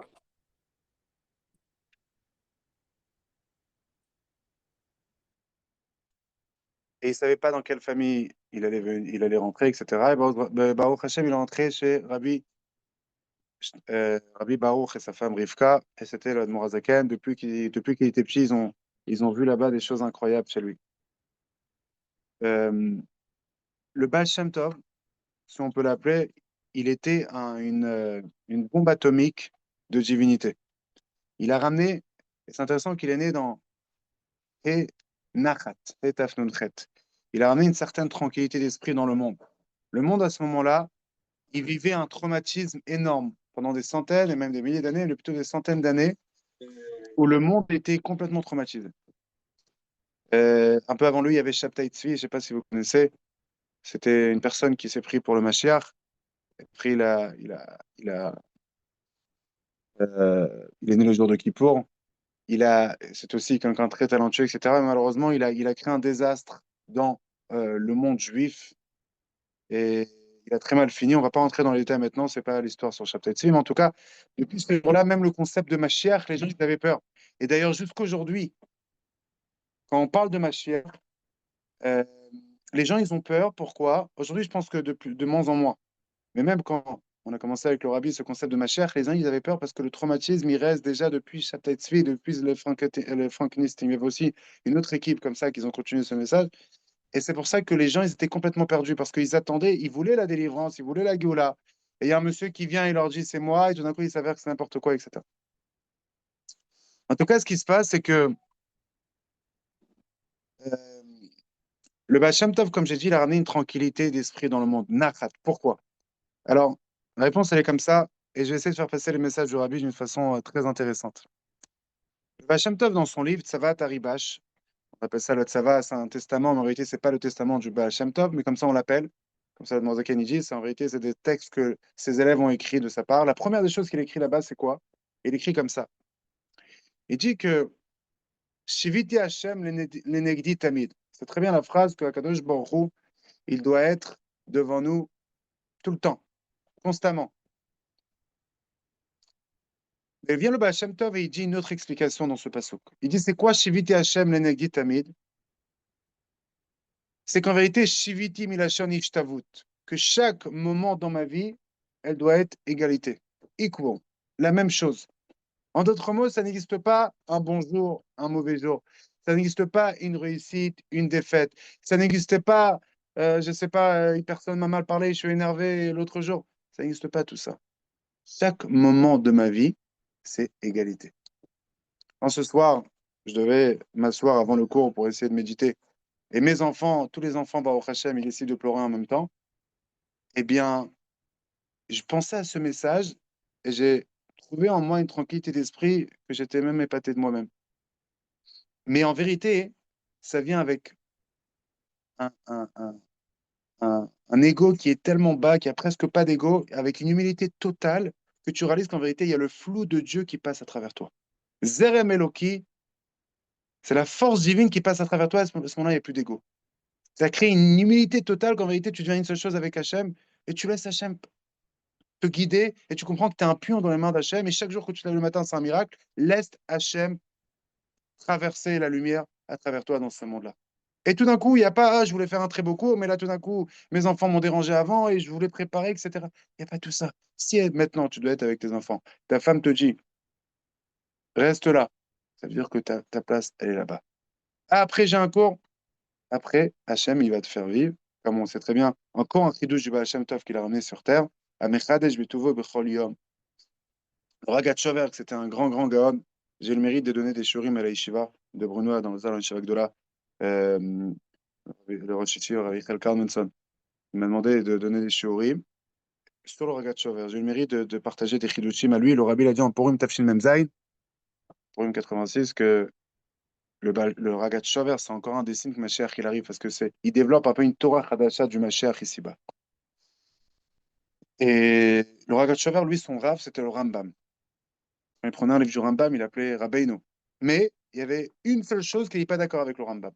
Le Rambam, il écrit dans son livre Moreh Nebuchim, le guide des égarés, Yesh dvarim mechouvanim veyesh dvarim bilti mechouvanim. Il y a des choses qui sont guidées d'en haut, si on peut dire ça comme ça, et il y a des petites choses, les grandes choses, en effet, Hachem il est derrière, mais il y a des petites choses, les animaux, je sais pas, les Rechaïm aussi, on dit, il y a certains avis comme ça qu'il n'y a pas ce concept de Hashgacha Pratit sur eux, parce qu'ils sont tellement bas qu'ils sont vraiment déconnectés d'Hachem. Ça veut dire qu'il y a des créatures sur Terre qui ne sont pas guidées à travers, si on peut dire, les choses se passent naturellement et Dieu n'est pas derrière, entre guillemets. Vient le Baal Shem Tov dans son livre, et le Admor Zaken, il ramène le Chidush du Baal Shem Tov, Sharichut Ve'emunah, que ça n'existe pas ça. Tout est Hashgacha Pratit, tout avec la providence divine. Comme histoire que le Baal Shem Tov, il passe avec ses élèves, après il voit une petite feuille qui tombe, et il leur dit en dessous, il y avait un petit reptile qui avait chaud ou froid, il y en a qui disent chaud, il y en a qui disent froid, en tout cas, elle a protégé de la nature, etc. Ça veut dire que tout, même la petite feuille qui tombe de l'arbre, c'est avec la providence divine. Et le Baal Shem Tov, il vient dans la première des choses qui est écrit dans son livre Tzavat Haribash, c'est comme quoi, c'est quoi Ishtavut, c'est quoi Shiviti Milashon Ishtavut, que dans notre vie, en vérité, tout est égalité. Parce que quand on comprend qu'en vérité, tout vient d'Akadosh Baruch Hu, chaque chose, chaque événement, alors ça n'existe pas des mauvais événements, parce que tout est d'Hachem. Et si c'est d'Hachem, ça veut dire que c'est la meilleure des choses qui peut avoir lieu dans ma vie. Ah, moi, j'interprète les choses d'une façon, c'est mon interprétation. Mon interprétation est limitée, mon interprétation est bloquée des fois par mes fausses croyances, par ma déformation que je vois sur les événements dans ma vie. Mais en vérité, Shiviti, tout est égalité. Tout est égalité, je t'avoue, totalit, comme ça le Rabbi, comme ça le Morzakani, comme ça le Baal Shem Tov dit, ça n'existe pas. Un jour comme ci, un jour comme ça, tout est divin. Et si c'est divin, c'est la meilleure des choses. Comme ça le Baal Shem Tov écrit. De l'autre côté, Rabbi dit, on voit que l'Admor Hazaken, sa manière de voir les choses, elle a l'air un peu différente. C'est quoi? Quand on voit qu'est-ce qui est écrit dans le Daf Hachar du Tanya, c'est écrit comme on sait que c'est proche à toi la chose, on parle de la connexion avec Hachem, Beficha dans ta parole, Vilvavra dans ton cœur, la sauter en faisant. Et après, c'est écrit le livre du Tanya, il vient pour t'expliquer comment Akadosh Baruch Hu, il est proche à toi. C'est un chemin long, mais après, c'est court. C'est long parce qu'il faut méditer, il faut comprendre. Mais Chabad, Chochma, Binadaat, ça veut dire à travers un grand travail cérébral, ça va être poil sur le cœur, etc. Alors, le Rabbi dit, a priori, on dit que Chaïloul, c'est le jour de la naissance de Shte Amorot Agdolim, des grands luminaires, les deux grands luminaires, le Baal Shem Tov et le Admor Hazaken. Mais a priori, les deux approches qu'ils ont dans la Vodat Hashem, elle a l'air un peu contradictoire, comme ça le Rabbi dit. Pourquoi? Parce que le Baal Shem Tov, qu'est-ce qu'il dit? On va dire ça en anglais. It's presence versus process. En traduction en français, c'est la présence. Un, il parle de présence, et l'autre, il parle du processus. OK? Il y a la nochechut et il y a le talir. Le Baal Shem Tov, qu'est-ce qu'il nous exprime dans son livre et dans tous ces messages qu'il nous a donnés dans le monde? Et c'est en vérité, c'est ça, la Chassidut qui a révélé une Torah Chadasha, c'est en vérité la nouvelle Torah de Mashiach, que quand Mashiach viendra, on va comprendre ce que ça veut dire que le Baal Shem Tov disait. Déjà aujourd'hui, on commence à comprendre déjà ça. Avec la technologie, on commence à avoir des réponses à tout. Tu prends ChatGPT, boum, tu écris, boum, tu as des réponses. C'est impressionnant, tu commences à comprendre ce que ça veut dire que la présence d'Hachem, elle est tout le temps. Et pas un jour, le AI, il te dit aujourd'hui, je suis fatigué, j'ai vraiment pas la force, laisse-moi tranquille. Demain, je vais te répondre à ta question. Ça n'existe pas, ça. On comprend qu'Akadosh Baruch Hu, il est là présent à chaque instant. Ah, il y a des difficultés, ça fait partie aussi de sa présence. Toi, tu es une perfection totale d'après le Baal Shem Tov. Ça n'existe pas une personne qui a des... Comme le Baal Shem Tov, il disait, chaque enfant juif, c'est comme le fils unique qu'un enfant est né à ses parents qui étaient très âgés. On peut comprendre l'amour que le Akadosh Baruch Hu, il a envers chaque juif. Alors, le Baal Shem Tov, lui, il essaie de nous exprimer cette nochechut elokit bekol davar, cette présence divine qu'il y a dans chaque chose et qu'il y a dans chaque jour et dans chaque instant et dans chaque moment et dans chaque personne. Alors, le Baal Shem Tov, il parle de quoi? Il parle d'une présence d'Hachem qui a tout le temps. Ça veut dire que c'est tout le temps proche d'Hachem. Tout le temps. Viens là de Morazaken, il te dit non. C'est un talir. C'est un processus. Les vers et tev, er ou karov meod. Je suis en train de te montrer comme quoi c'est un chemin long concrètement. C'est un processus. C'est un talir. Tu dois travailler. Et là, c'est quoi tout le Tanya? Il t'explique. Tu as une âme animale, tu as une âme divine. Tu dois travailler dur. Tu dois rentrer, etc. C'est tout un livre pour t'expliquer comment te battre. Et dans le Péric Ravav, Ravzaïn, Rafret, il parle de la joie, mais là-bas, il te dit, écoute, sache que peut-être toute ta vie, tu vas travailler très dur et tu devrais lutter contre ton âme animale, ton mauvais penchant, etc. Ou là, les carnivores, peut-être pour ça, t'es né, ne t'inquiète pas, ton travail, c'est de travailler dur, etc. Ça veut dire que l'Admor Hazaken, il ne te parle pas, entre guillemets, de la présence d'Hachem qui est là. Il ne te parle pas. Qu'est-ce qu'il te parle? Il te parle du talir, il te parle d'un processus. Alors le rabbi demande a priori, le Baal Shem Tov, le Zaken, on dit que c'est une seule chose, ils sont nés le même jour, ça veut dire qu'ils ont le même message à ramener dans le monde. Mais a priori, c'est deux chemins dans la Vodat Hashem qui ont l'air un peu contradictoires. Un, c'est Dieu, il est tout le temps avec moi. On ne parle pas de travail ici. Sache que Dieu, il est tout le temps avec toi. Et de l'autre côté, qu'est-ce qu'on voit? Le Zaken dit non, c'est un travail. Je vais t'expliquer comme quoi, à la fin, tu vas le ramener vers toi. Mais pour l'instant, c'est le travail. Si on peut fermer les micros. Merci. Alors, vient le rabbi, il dit quelque chose de très très puissant. Et si on peut dire, le Baal Shem Tov, lui, c'était le klal. Il a ramené la généralité, le concept, comme j'ai dit, que. En vérité, Rabbeinu Bechai dans Shara Bitachon aussi, il parle de ça. De ce concept, il ramène là-bas un exemple où il y a un chassid, quand il se levait le matin, chaque matin qu'il se levait, il disait, ça n'existe pas un jour. Chaque matin, il se disait, aujourd'hui, c'est le meilleur jour de ma vie. Ok. Vous imaginez? Comme ça, un chassid, tous les matins, quand il se levait, il se disait ça. Et c'est quoi, en vérité, ça vient de la même notion. Comme quoi, pourquoi c'est le même jour, pourquoi c'est le meilleur jour de ma vie? Parce que si Akadosh Baruch Hu m'a donné cette journée aujourd'hui, c'est qu'aujourd'hui, c'est la meilleure journée de ma vie. Vous voyez? Et alors, ça veut dire que ces notions, Rabbeinu Bechai, il a déjà ramené sur Rabbi Tachon, mais je pense que le Baal Shem Tov, il a plus développé, il a plus rentré ça dans la vie. En tout cas, chacun a ramené sa touche, comme on dit. Vient le Rabbi et il nous dit qu'en vérité, le Baal Shem Tov et l'Admor Zaken, c'est une seule chose, c'est pas deux choses différentes. Parce qu'on ne peut pas dire que vient le Admor Zaken, il ramène un autre derrière dans votre Hashem. Le Baal Shem Tov, on sait très bien que c'était le père spirituel du Maguid. Le Maguid, c'était le père spirituel de l'Admor Zaken.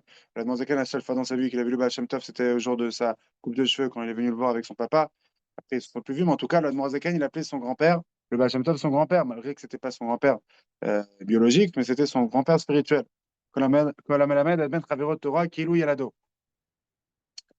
Et le Rabbi nous dit qu'en vérité, le Baal Shem Tov et l'Admor Zaken, les messages et les chidushim qui nous ont amenés dans notre vie, en réalité, c'est une seule chose. Et il dit comme ça. Il dit le Baal Shem Tov, qu'est-ce qu'il te dit? Il te dit qu'Akadosh Baruch Hu, il est avec toi chaque instant de ta vie et il faut que tu crées, il faut que tu développes dans ta vie une hishtavut. Hishtavut, ça veut dire une égalité, que chaque jour, chaque instant de ta vie, tu sens qu'Akadosh Baruch Hu, il est présent dans ta vie et ça n'existe pas, comme j'ai dit, un jour qui n'est pas bien, ou ça n'existe pas un projet que tu as fait qui n'est pas bien, ça n'existe pas un cours que tu as fait qui n'est pas bien, non. Tout est Dieu, tout est divin, tout est le flou divin, tout le Zerem Eloki. Laisse-le passer à travers toi. Arrête de mettre ton ego qui dérange la divinité. Laisse-le passer à travers toi. Le Admor Zaken, qu'est-ce qu'il te dit? C'est un processus, c'est un travail, c'est un talir. Tu dois travailler, tu dois lutter. Tu as deux guerres, tu as une guerre, tu as deux âmes dans toi, c'est très dur, etc. Et le Rabbi dit qu'en vérité, les deux sont reliés et les deux, en vérité, ils ramènent le même message. Et en vérité, ce que la Zaken, il essaie de te dire, c'est qu'en vérité, à la fin du processus, tu vas comprendre qu'en vérité, Dieu, il était présent même avant le processus. Et Dieu, il était là même avant le processus. C'est un peu comme Ani les Dodi et Dodili. C'est quoi Ani les Dodi? C'est un peu la Zaken. Moi vers mon bien-aimé. Moi, je m'approche vers Hachem. C'est quoi Vedodili? Mon bien-aimé vers moi, ça veut dire qu'il est déjà là. Il m'aime. Akadosh Baruch Hu, il n'attend pas quelque chose euh, euh, technique, il n'attend pas quelque chose euh, spécifique de ma part pour qu'il va m'aimer. Non, il m'aime, Dodili. Mais à la fin de la processus, à la fin du talir, il n'y a pas de fin parce qu'on travaille tout le temps. Mais quand tu as compris que chaque instant, tu essayes de ramener la divinité ici-bas, à la fin, tu vas comprendre qu'en vérité, depuis le début et tout le temps, et durant tout le parcours, eh bien, il y avait la présence de Dieu ici. Et chaque instant de ta vie, comme en vérité, c'est un peu ce que le Degel Machane Ephraim, c'est le petit-fils du Baal Shem Tov, il ramène par rapport au Massaot. Chacun a 42 étapes dans sa vie. Tu vas habiter ici, après là-bas, tu vas faire ci, tu vas faire ça, etc. Vayechanou b'mitka, vayechanou b'mara, le Baal Shem Tov, il demande pourquoi pourquoi la Torah raconte les 42 étapes de l'histoire juive qu'ils étaient dans le désert. A priori, c'est pas logique. La Torah, on sait très bien que Torah Melachanora, Torah, c'est un enseignement. Et si la Torah te raconte des choses, c'est pas pour rien. Elle a un message. La Torah, elle aurait pu faire 100 livres ou 1000 livres. Ok. C'est pendant des milliers d'années. Ok. Bet Alafim Tafmemchet, on a reçu la Torah en 2448. Ok. Ça veut dire qu'on raconte ça dans la Torah, qu'on reçoit les Matan Torah, etc. Ça veut dire que l'histoire de la Torah, c'est à peu près 2700 ans, ça veut dire que c'est presque 3000 ans d'histoire, si on peut dire ça comme ça. Alors, on est bien d'accord que 3000 ans, tu ne peux pas les raconter en 5 livres. Les gens qui racontent leur biographie, et chacun peut écrire un livre sur sa vie. Alors, 5 livres, en vérité, c'est 5 livres qu'Akadosh Baruch Hu voulait nous faire passer des messages, comme la vidéo qui a tourné de Trump, qui dit que la Bible Tanakh, c'est elle, en réalité, qui a donné la lumière au monde, la civilisation, et c'est elle qui nous a donné toutes les valeurs. La Torah, c'est un enseignement, c'est le mode d'emploi que Dieu nous a donné ici-bas. Pourquoi je dis ça? Parce que le rabbi nous dit la chose suivante. Si Kadosh Baruch Hu écrit dans la Torah, parce que la Gemara dit que Moshe Rabbeinu a écrit la Torah, Mipi Agvura, il a écrit les 42 étapes, les 42 Massaot qu'ils étaient dans le désert, c'est pas pour rien. C'est qu'il y a un message qui est derrière. On n'en a rien à faire qu'ils sont passés à Mitkai, après à Mara, après à l'Alman d'Ivlataima, après à Putam, après, etc., etc. S'il nous a raconté cette histoire, et pendant des psukim, il nous parle de ça, c'est qu'il y a un message euh, qui passe derrière cette histoire. Et c'est quoi le message? Alors, vient le Degel Machan Ephraim, c'est le petit-fils du Baal Shem Tov, et il dit la chose suivante. Il dit en vérité, chacun dans sa vie passe 42 étapes. 42 étapes dans sa vie qui passent. Et chaque étape, il doit les passer. Et ça, c'est en vérité, le message du Baal Shem Tov un petit peu. Parce qu'en vérité, il ramène ça au nom du Baal Shem Tov. Alors, on voit que tous les Torahs du Baal Shem Tov, en vérité, il tourne autour de cette idée. Que chaque étape, et là-bas, il t'exprime. Des fois, Vaïchanou Bemitka, des fois, tu as des moments dans la vie, c'est matok, c'est doux, c'est agréable, c'est sympathique, tu réussis. Vaïchanou Bemara, des fois, c'est amer. Et malheureusement, mais les gens, quand ils rentrent dans des dépressions, quand ils rentrent dans des moments difficiles mentaux, c'est parce qu'ils ne réalisent pas qu'en vérité, l'étape qu'ils sont en train de passer, c'est une étape divine, et c'est une étape qu'ils doivent passer. Et c'est une étape qui les font construire, et c'est une étape qui est obligatoire dans leur vie qu'ils devaient passer. Mais comme leur interprétation, elle est limitée, leur interprétation, elle n'est pas divine, alors là, à ce moment-là, tous les problèmes commencent. Et là, à ce moment-là, il y a les angoisses, il y a les stress, etc. Vient le Baal Shem Tov, il te dit non, les 42 étapes qui sont écrites dans la Torah, c'est pas ça pour nous raconter ce qui se passait dans le désert. En plus, ils sont tous morts là-bas. Les 42 étapes, c'est pour te dire qu'en réalité, chaque juif dans sa vie, il a 42 étapes. Et la dernière étape, c'est la Géoula, c'est Mashiach, c'est Yerushalayim, c'est Israël. Et sache que dans ta vie, tu dois passer toutes ces étapes. Et ne te dis pas, j'aurais pas dû passer par là-bas, j'aurais pas dû voir cette personne. Et lui, il m'a fait du... Non, sache que tout est flou divin. Tout vient d'Hachem. Tout est avec la prévoyance divine. Et c'est ça, en vérité, ce que l'Admorazaken, il essaie de nous faire passer d'une autre façon. Il explique que c'est un processus pour arriver réellement à comment il est karov, comment il est présent à Kadosh Baruch Hu.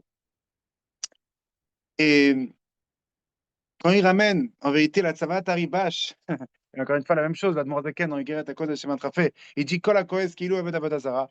Tout celui qui s'énerve, c'est comme s'il fait Avodazara. Pourquoi? Vient le Baal Shem Tov, il nous dit parce qu'à ce moment-là, il oublie comme quoi en vérité, c'est Kadosh Baruch Hu qui est derrière tout ça. Encore une fois, la même idée que le Baal Shem Tov, il fait passer dans tous ses messages. Dieu, il est présent partout. Tout est divin. Tout est divin. Tout ce qui se passe, les difficultés, les problèmes, les guerres qu'on voit aujourd'hui, c'est Hachem Ishmuchama, Dieu et l'homme de guerre aussi. Tout est divin, tout est bon, tout est bien, et toutes les difficultés sont en vérité d'Hachem, ça veut dire que c'est la perfection, et toi-même, tu es une perfection, avec toutes tes difficultés, avec tout. Toi-même, tu es divin. Et si tu as un manque de confiance en toi, c'est qu'en vérité, tu as un manque de confiance à Hachem. Ta confiance en toi, elle vient de la confiance à Hachem. Hachem, il a une confiance en soi totale. Toi aussi, tu dois avoir cette même confiance en toi. Pas parce que tu penses que tu es fort, mais c'est parce que tu sais que Dieu, il a une partie qui est dans toi, et cette partie, elle est divine. Et toi, en vérité, tu es infini, tu es éternel. Et c'est pour ça qu'après, la Dmorazaken, il continue et il développe ce que le Baal Shem Tov, il commence dans Guéret à Kodashim Atrafé, que Kol HaKohes Kilu Avod Avodazara. Il dit parce qu'à ce moment-là, en vérité, il ramène l'exemple de David et Avshalom. Tout le monde connaît l'histoire, David Amelech, le roi David, il a dû se sauver de Avshalom, son fils. Okay. Vous savez que le Mizmor, le David Hashem Ori Veishi, c'est une grande ségoula de le dire. Vous savez ça? Le mois des Loul, c'est écrit dans le Baal Shem. Pas le Baal Shem Tov, le Baal Shem. C'est un monsieur qui a vécu aussi, ça fait 320. Il faut savoir qu'il y avait toute une époque des Baal Shem. Le Baal Shem Tov, c'est un des Baal Shem. Il y avait Rabbi Adam Baal Shem, il y avait plusieurs. Dans Sefer Zichronot, le Rabbi Rayet se ramène plusieurs Baal Shem. Et il y avait un certain Baal Shem qui a vécu, ça fait 320 ans. Et lui, il a écrit la chose suivante. Il dit, Hele Chasod Gadol, je vais te donner un grand secret. Tout celui qui lit les David Hashem Ori Veishi, depuis Rosh Chodesh Elul, jusqu'à Shana Rabbah, eh bien, je vais, même des plus grands décrets que Chas v'Shalom il peut arriver sur lui, ils vont être enlevés. Ça veut dire qu'il te dit que tu vas avoir des merveilles grâce au fait que tu vas dire les David Hashem Ori Veishi. Qu'est-ce qui s'est passé dans, dans ce texte-là, les David Hashem Ori Veishi? C'est quoi l'histoire? Pourquoi David Ameller qu'il a écrit les David Hashem Ori? Avant que je veux dire cette idée qui est très intéressante, je vais raconter l'histoire de David et Absalom, parce que tout le monde pense, il y a beaucoup qui pensent que l'histoire la plus grave que David il a eue dans sa vie, c'est quoi? Avec Absalom, ton fils, il veut te tuer. En réalité, il y avait une histoire encore plus difficile que ça. Mais déjà, je vais raconter l'histoire de David et Absalom. Tout le monde connaît l'histoire de David et Absalom. Absalom, il s'est rebellé contre son père et il a essayé de le tuer. David, il a dû se sauver, etc. Et qu'est-ce qui s'est passé à ce moment-là? Dans la route, il voit Shimi Ben Gera. Shimi Ben Gera, c'était un monsieur qui aimait pas trop David. Et il vient pour le maudire. Et là, Netzrouya, ils viennent, l'équipe de David, ils viennent pour tuer Shimi Ben Gera. Il y a une petite équipe avec lui. Et là, qu'est-ce que David il leur dit? Malachem v'li Shimi Ben Gera ki Hashem amar lo kala le David. Qu'est-ce que vous avez avec Shimi Ben Gera? C'est Dieu qui lui a dit, maudit David. Et là, le Marocain demande en guerre d'Akodesh fait où est-ce que Dieu lui a dit, maudit David? Shimi Ben Gera, c'était un prophète, c'était un voyou, ce monsieur. Et là, le Morzakan, il vient, en vérité, c'est basé sur le Baal Shem Tov, parce qu'il a commencé avec le Tzava d'Aribash, et il dit que c'est pas la Tzava du Rabbi Israël Baal Shem Tov, c'est qu'il écoutait, Batal écoutait, c'est des messages que les élèves, ils ont écrits au nom du Baal Shem Tov. Et là, il dit la chose suivante. Il dit, il faut savoir que si à ce moment-là, Shimi Ben Gera, il a décidé de maudire David, c'est qu'en vérité, Akadosh Baruch Hu, il a refait vivre Shimi Ben Gera à cet instant, à travers le Chidush du Baal Shem Tov, que le monde, il se refait vivre, pas seulement Bechadesh Bechol Yom, mais chaque instant, Bechol Rega Verega. Ça veut dire que si cette pensée elle est venue dans la pensée de Shimon Gera, c'est qu'Akadosh Baruch Hu, il voulait que David, il va se faire maudire, entre guillemets. Et le Manzakan, il continue, il dit Alanizak varnixar min hashamaim. Celui qui s'est fait endommager, c'était déjà décrété d'en haut qu'il devait se faire endommager. Vous imaginez? Alors, bien sûr, Shimon Gera, à la fin de sa vie, il a dû rendre compte sur ça, il s'est fait punir. Je veux dire, à la fin, Yajin Viesh Dayan, Kadosh Baruch Hu, il est derrière tout, et Kadosh Baruch Hu Dayan Emet. Mais la Nikuda, elle est. Et c'est ça ce que l'Admon Zaken il essaie de faire passer en vérité, le message que le Baal Shem Tov il a ramené dans le monde, qu'Akadosh Baruch Hu il est présent dans chaque instant de ta vie. Et c'est pour ça qu'on dit que le deuxième Beth Amikdash il a été détruit à cause de Sinat Rinam. C'est une haine gratuite. Pourquoi c'est une haine gratuite? A priori, tu vas dire à quelqu'un, t'as une haine gratuite, il va dire pas du tout, c'est pas gratuit. Il a payé cette haine-là. Mais si tu comprends qu'en vérité, cette personne-là, quand elle t'a fait ses problèmes, en vérité, c'était un parcours que toi, tu devais passer. Vous voyez ce que je veux dire? C'est dur de se dire ça. On est bien d'accord? Les gens passent des épreuves. Quelqu'un va me voir et me dire quoi? Tu me parles du Baal Shem Tov, il dit c'est la présence de Dieu, elle est tout le temps là. Mais moi, je passe des épreuves. Je passe des difficultés. Qu'est-ce que tu me racontes? Alors, c'est pour ça que je vous dis, c'est pas facile. Mais quand tu arrives à cet état d'esprit, en réalité, tout vient d'Hachem. La présence d'Hachem, elle est tout le temps là. Et alors à ce moment-là, tu comprends que la sina, elle est chinam. La haine, elle est gratuite. Parce que pourquoi tu l'aimes? Pourquoi tu le détestes? Parce qu'il t'a fait du mal. Mais si tu comprends qu'en réalité, le mal qu'il t'a fait, tu devais le recevoir. Ça pouvait être à travers lui, ça pouvait être à travers quelqu'un d'autre. Alors à ce moment-là, tu comprends qu'en réalité, c'est gratuit. Parce que, comme j'ai dit, en réalité, c'est basé sur le Chidush Baal Shem Tov, que Kadosh Baruch Hu, il est présent dans chaque instant. Shiviti Milachan Ishtavut. Kadosh Baruch Hu, il est égal dans tout ce que tu vas passer. Dans toutes les expériences de ta vie que tu vas passer, c'est Dieu. C'est le flou divin. Et tout d'un coup, tu te lèves le matin, merci Hachem. Si c'est Dieu qui m'a réveillé ce matin, et si je vis dans le monde de Dieu, c'est que c'est la meilleure vie que je peux vivre. Et c'est pour ça qu'en réalité, Chaïloul, il a ramené une vitalité dans tout le mois d'Elul. Parce que les gens, avant, ils avaient peur du mois d'Elul. Ils disaient, mais c'est quoi? Ça fait peur. Dieu va me juger. J'ai très, très, très peur. Dieu, il est dangereux. Dieu, il m'aime pas. Dieu, il me déteste. Et le Baal Shem Tov te dit quoi? Dieu, il te déteste. Dieu, c'est ton papa. Dieu, c'est celui qui veut te donner les plus bonnes choses de l'histoire. Il veut te la donner à toi. Akadosh Baruch Hu, il est encore plus intéressé de ta réussite que toi-même. C'est lui le patron du monde. Un patron, on est bien d'accord qu'il est encore plus, il est encore plus intéressé de la réussite du projet que les employés. C'est son endroit. Akadosh Baruch Hu, c'est lui la Shem Aretzimlo. En vérité, ta réussite, c'est sa réussite. Et ta réussite, lui réussit encore plus que toi. Ça veut dire qu'encore une fois, il est encore plus intéressé de ta réussite que la tienne. Et c'est pour ça que quand tu te rends de ces éléments, Shivitim Lashon Ishtavut, Akadosh Baruch Hu, il est présent dans ta vie. Des fois, en effet, quand on dit c'est un talir, c'est un processus Mais, à la fin, mais même pendant le processus, tu comprends qu'en vérité, même depuis le début de la processus, personne qui a fait tchouva, malgré qu'il était à l'écart, tout le temps, Dieu était présent dans sa vie. Dans tous les moments, faciles comme difficiles, c'était la providence divine qui guidait sa vie. Là, à ce moment-là, tu peux réveiller une chayout dans ta vie, une chayout dans le mois des Louls. À ce moment-là, tu comprends que le mois des Louls, c'est un mois de joie, que le roi, il est dans les champs, et que le roi, il te donne tout ce que tu veux. Il faut juste croire, et quand tu crois, tu vois des miracles. Kadosh Baruch Hu, il est avec toi à chaque instant de ta vie. Et à ce moment-là, tu as une vitalité totale, que tu commences à ressentir réellement le flou divin qui passe à travers toi, le Zerem Eloki qui passe à travers toi. Alors, je me bénis à moi et à vous-même de sentir cette vitalité. Ah, alors on va dire un mot d'éducation, on va dire un mot. Présente le projet. Donc, Bezrat Hashem, comme j'ai dit, on est 50 ans de Shnat Achinour. Alors, Bezrat Hashem, on va rentrer dans une année, on va prendre Chinour. Et comme j'ai dit que le plus beau cadeau qu'on peut donner à nos enfants, c'est d'apprendre Chinour. Alors, on va dire un message d'éducation. Parce que le Rabbi il nous a demandé dans la Yom Yom que de la même façon que Chov Gamour, de la même façon que c'est mitzvah de Horaïta, c'est mitzvah de la Torah de mettre les tefillin tous les jours, que Shartam Lot Aledecha, car Chov Gamour, c'est une obligation totale que chaque personne doit apprendre Chinour, doit apprendre l'éducation. Parce que quand on n'apprend pas, on ne connaît pas. Et quand on ne connaît pas, on panique. Et quand on panique, on est bien d'accord que les enfants vont être victimes de notre iyeda, de notre manque de notre ignorance. Merci, Morarina. Et quand les enfants sont victimes de notre ignorance, alors ça aussi, ça aussi, c'est la présence divine. Mais on est bien d'accord que à un moment donné, qu'il faut prendre les choses en main. Aujourd'hui, on vit dans une génération où, Baruch Hashem, on a tout pour apprendre le chinour. On a des livres, on a des vidéos sur le chinour. On a tout. Il faut juste, en effet, utiliser notre temps pour, encore une fois, comme j'ai dit, donner le plus beau cadeau de nos enfants, c'est apprendre sur le chinour. Aujourd'hui, on va faire une formation cette année qui va commencer déjà après les fêtes de Sukkot, de chinour, chaque semaine. On va parler du chinour mercredi soir. Et on va parler un message de chinour. Une idée qui est très simple. Euh, alors, dans la formation, on va parler de plein de choses, Bezrat Hashem, mais là, on va dire une idée intéressante par rapport au chinour. Une question simple et une réponse simple. La question, elle est comment on fait quand notre fils, notre enfant, il demande plein de questions. Ok. Enfin, il arrive à un âge, il demande plein de questions. Est-ce qu'il faut tout le temps le répondre ou pas? Vous voyez? Est-ce qu'il faut donner des réponses à tout ou pas? Parce qu'on est très sur la communication, on parle et expliquer à nos enfants. Mais est-ce qu'il faut répondre à toutes ces questions ou pas? Hein? Qu'est-ce que vous en pensez? Plus qu'il n'y a pas toujours de réponse, enfin, notre Ramadien, il n'y a pas toujours de réponse, c'est vrai là. Comment on peut donner des réponses à tout?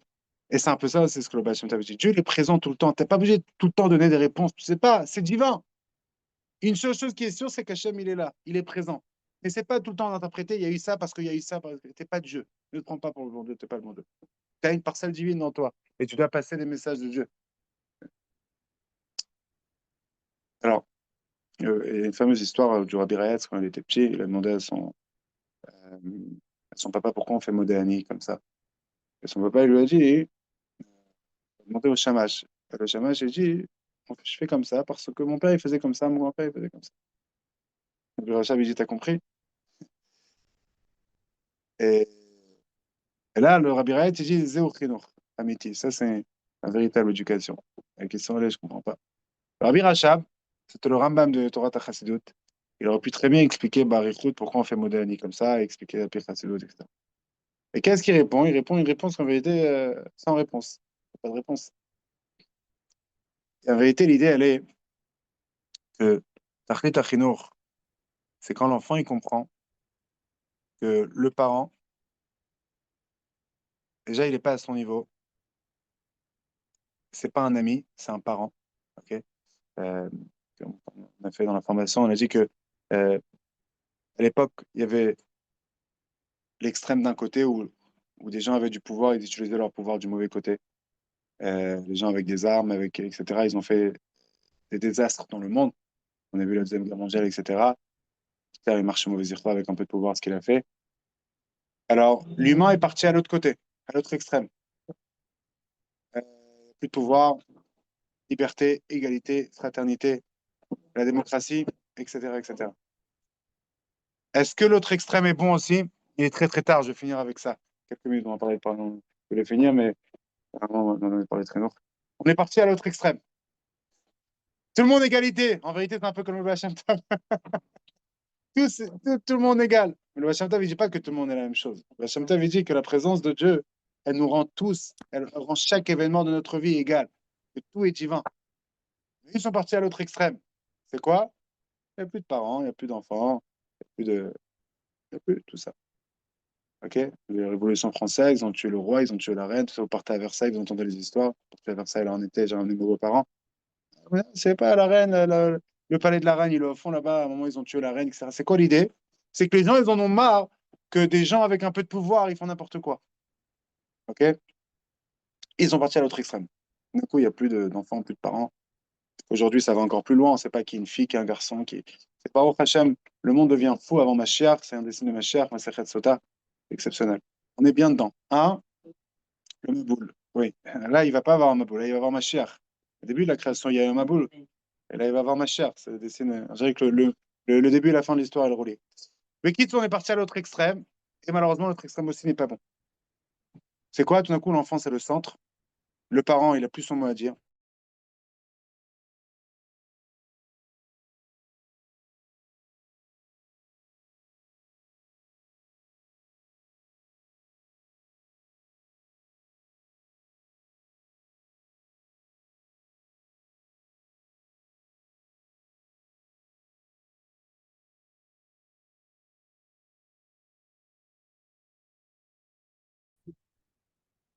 Le fils ou la fille, ils ont fait une petite crise, c'est terminé.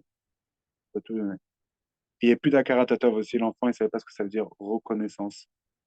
Il n'a pas enseigné à l'enfant ce que ça veut dire, les valeurs de dire merci. Dans notre paracha, on parle des bikurim. En première école, tu ramènes à Hachem, tu remercies Hachem.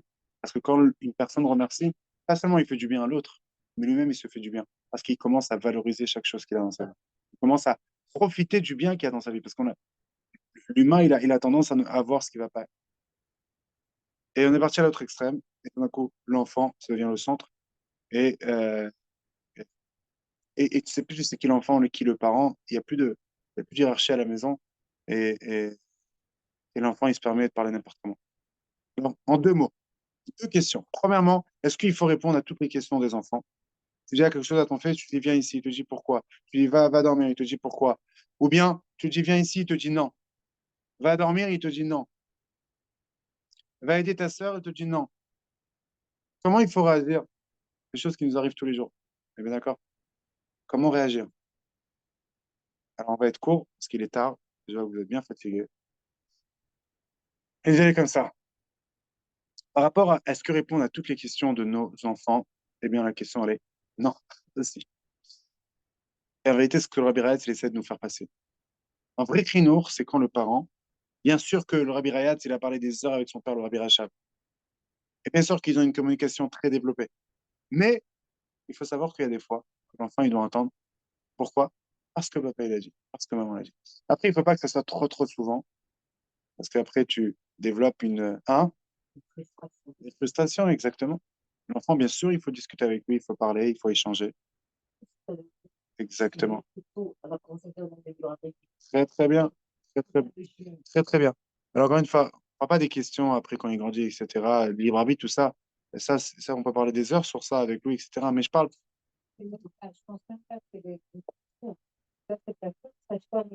Exactement. Euh, Donc, quand moi, je vais répondre à des problèmes, moi, je ne peux pas facilement le problème. Pour l'expliquer, c'est une vraie question. Bien sûr, nous, on va expliquer dans ce matin, dans ce matin. Ça fait un tiroir de ce branche avec l'essence. Exactement. Ça veut dire que, je répète, plein de questions qui demandent, il faut le répondre, bien sûr. Si tu ne le réponds pas, c'est qu'il y a un problème.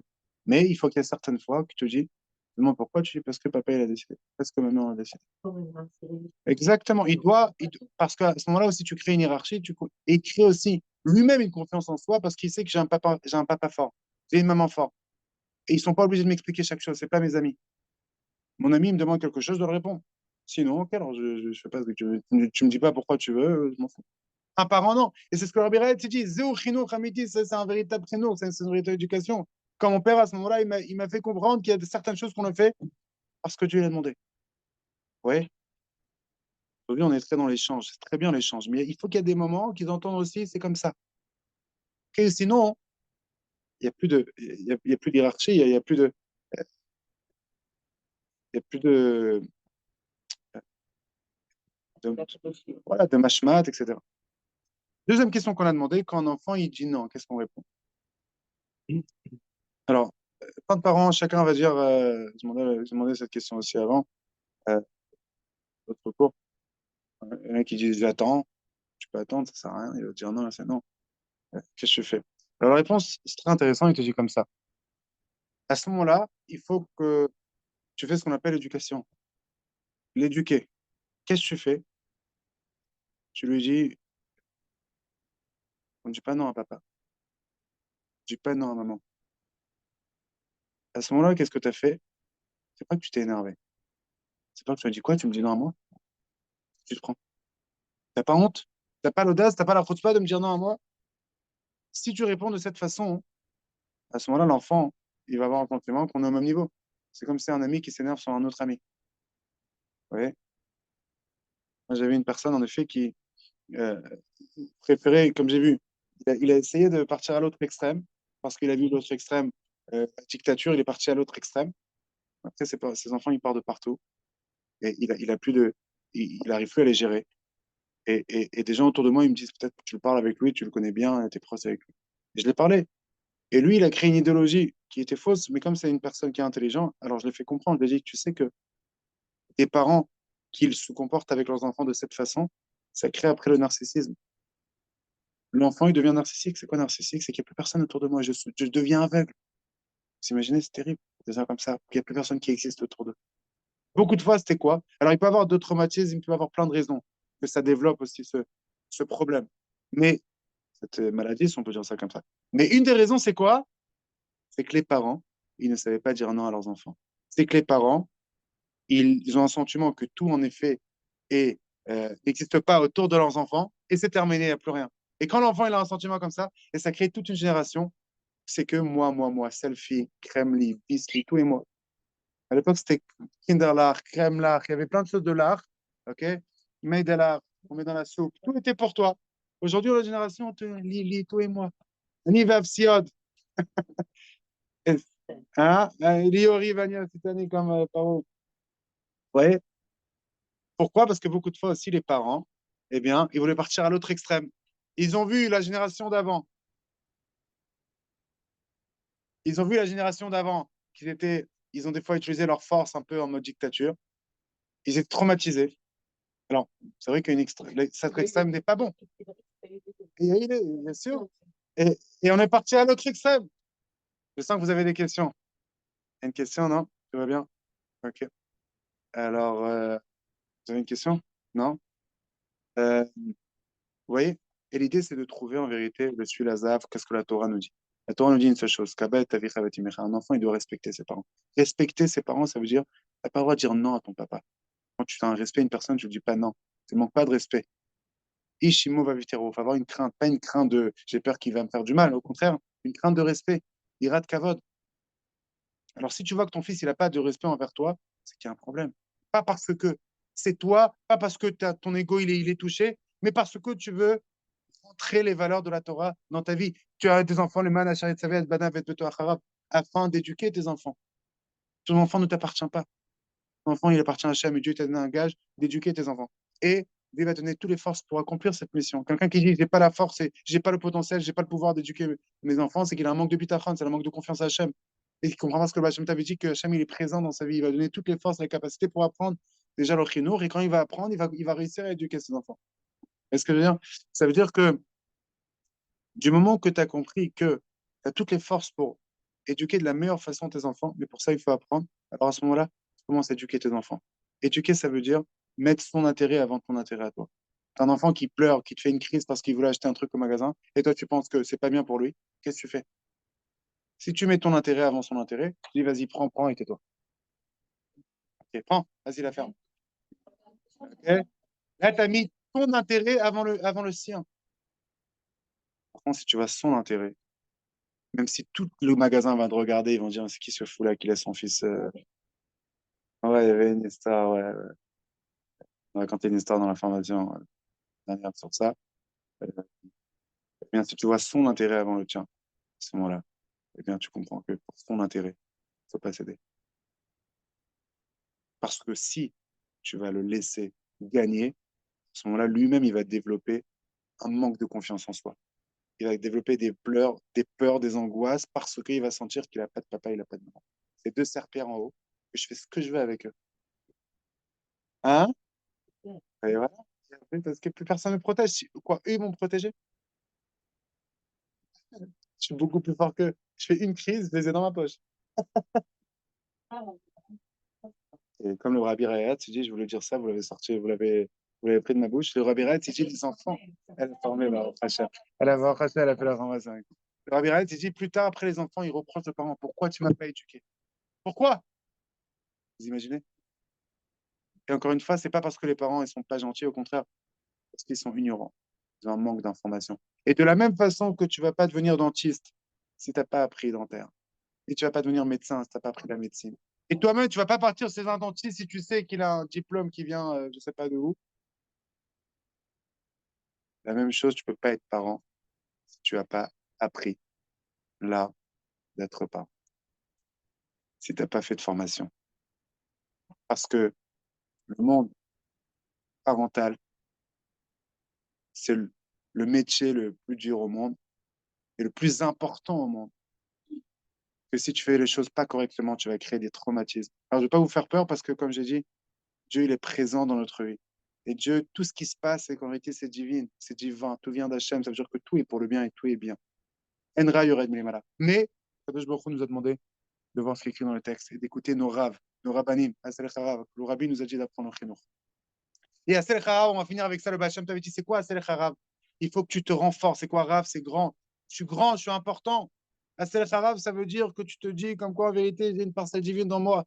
Et ça vient avec l'humilité totale. Tu crées une connexion totale avec Akadosh Baruch Hu. Tu comprends que c'est déjà plus toi, plus tes capacités, plus tes talents, ton intelligence. C'est Akadosh Baruch Hu qui travaille, qui passe à travers toi. Et à ce moment-là, tu crées une tranquillité d'esprit, une joie que j'ai le mérite de faire partie de son projet divin ici-bas.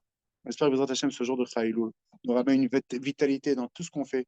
Anil et Dodi, comme je dis, ça c'est plutôt l'Admorzaken. C'est un processus. Moi, vers Akadosh Baruch Hu, Vedodilik, ça c'est plus le Baal Shem Tov. Il y a la présence de Dieu qui est déjà là. Ça veut dire que même quand j'ai bien travaillé, je comprends que depuis le début, Dieu il était déjà présent dans ma vie. On mérite déjà de rentrer Rosh Hashanah avec une connexion totale, une relation intime avec Hachem, que ça sera comme Hachem viendra. On va comprendre que Enod Mulvado, Nigla, Kvod Hachem, Verou Kol Barsa Erdaf, qui pie Hachem des on va comprendre qu'en vérité tout est divin, Bezrat Hachem. Meira Viameinu, Amen. Tiva Khatima Tova, Hashana Tova Metuka.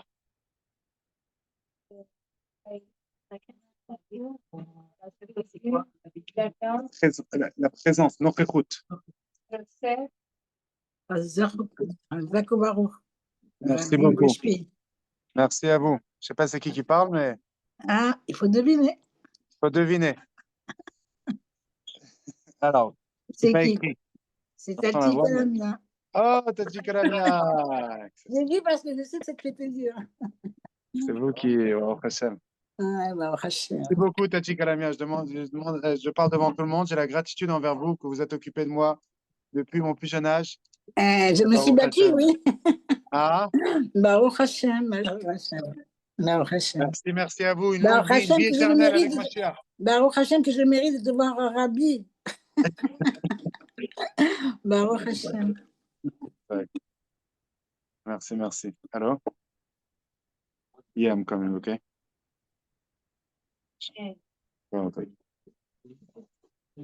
Ok, merci à vous tous. Entendez bonnes nouvelles, Bezrat Hashem. Ah. Baruch Hashem, c'est magnifique. Merci. Tout ce que tu dis, les paroles kadosh, ça donne des forces. Merci. On espère de Dieu tout le temps des paroles de Dieu. On a besoin de force. Oui, on a besoin de force et Dieu nous donne des forces. Amen. Amen. Chazak à tout le monde. Là, il est top. On peut déjà dire Good Shabbos, on dit mercredi, Shabbat Shalom. Shalom Tev, Good Shabbos, tout en même temps. Shabbat Shalom. Amen, amen. C'est un petit. Bon, bisous à maman.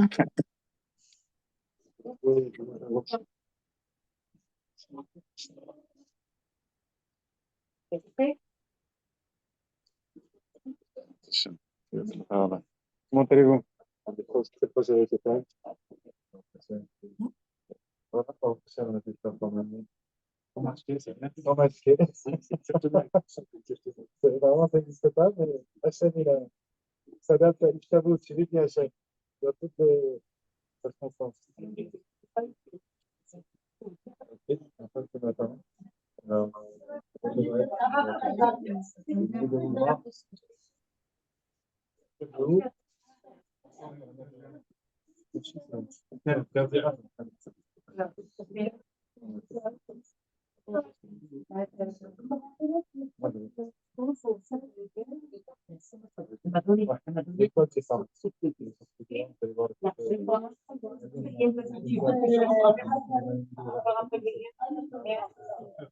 mon frère, c'est pas le professeur. Mon frère,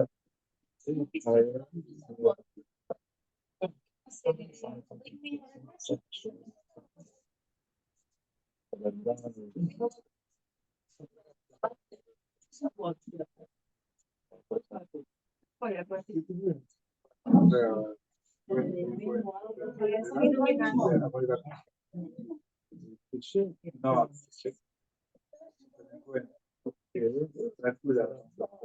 Salam poème, faites une fois, je passe là-bas.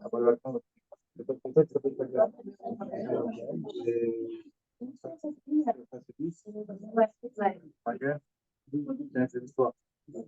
Ça, c'est la base.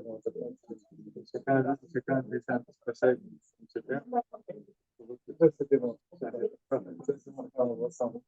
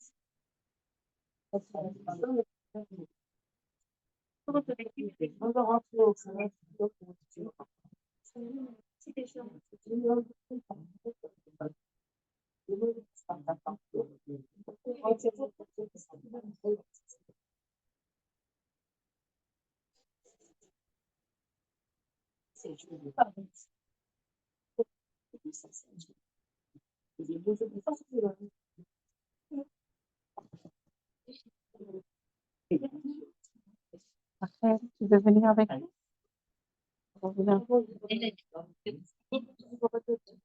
Hein? Oui.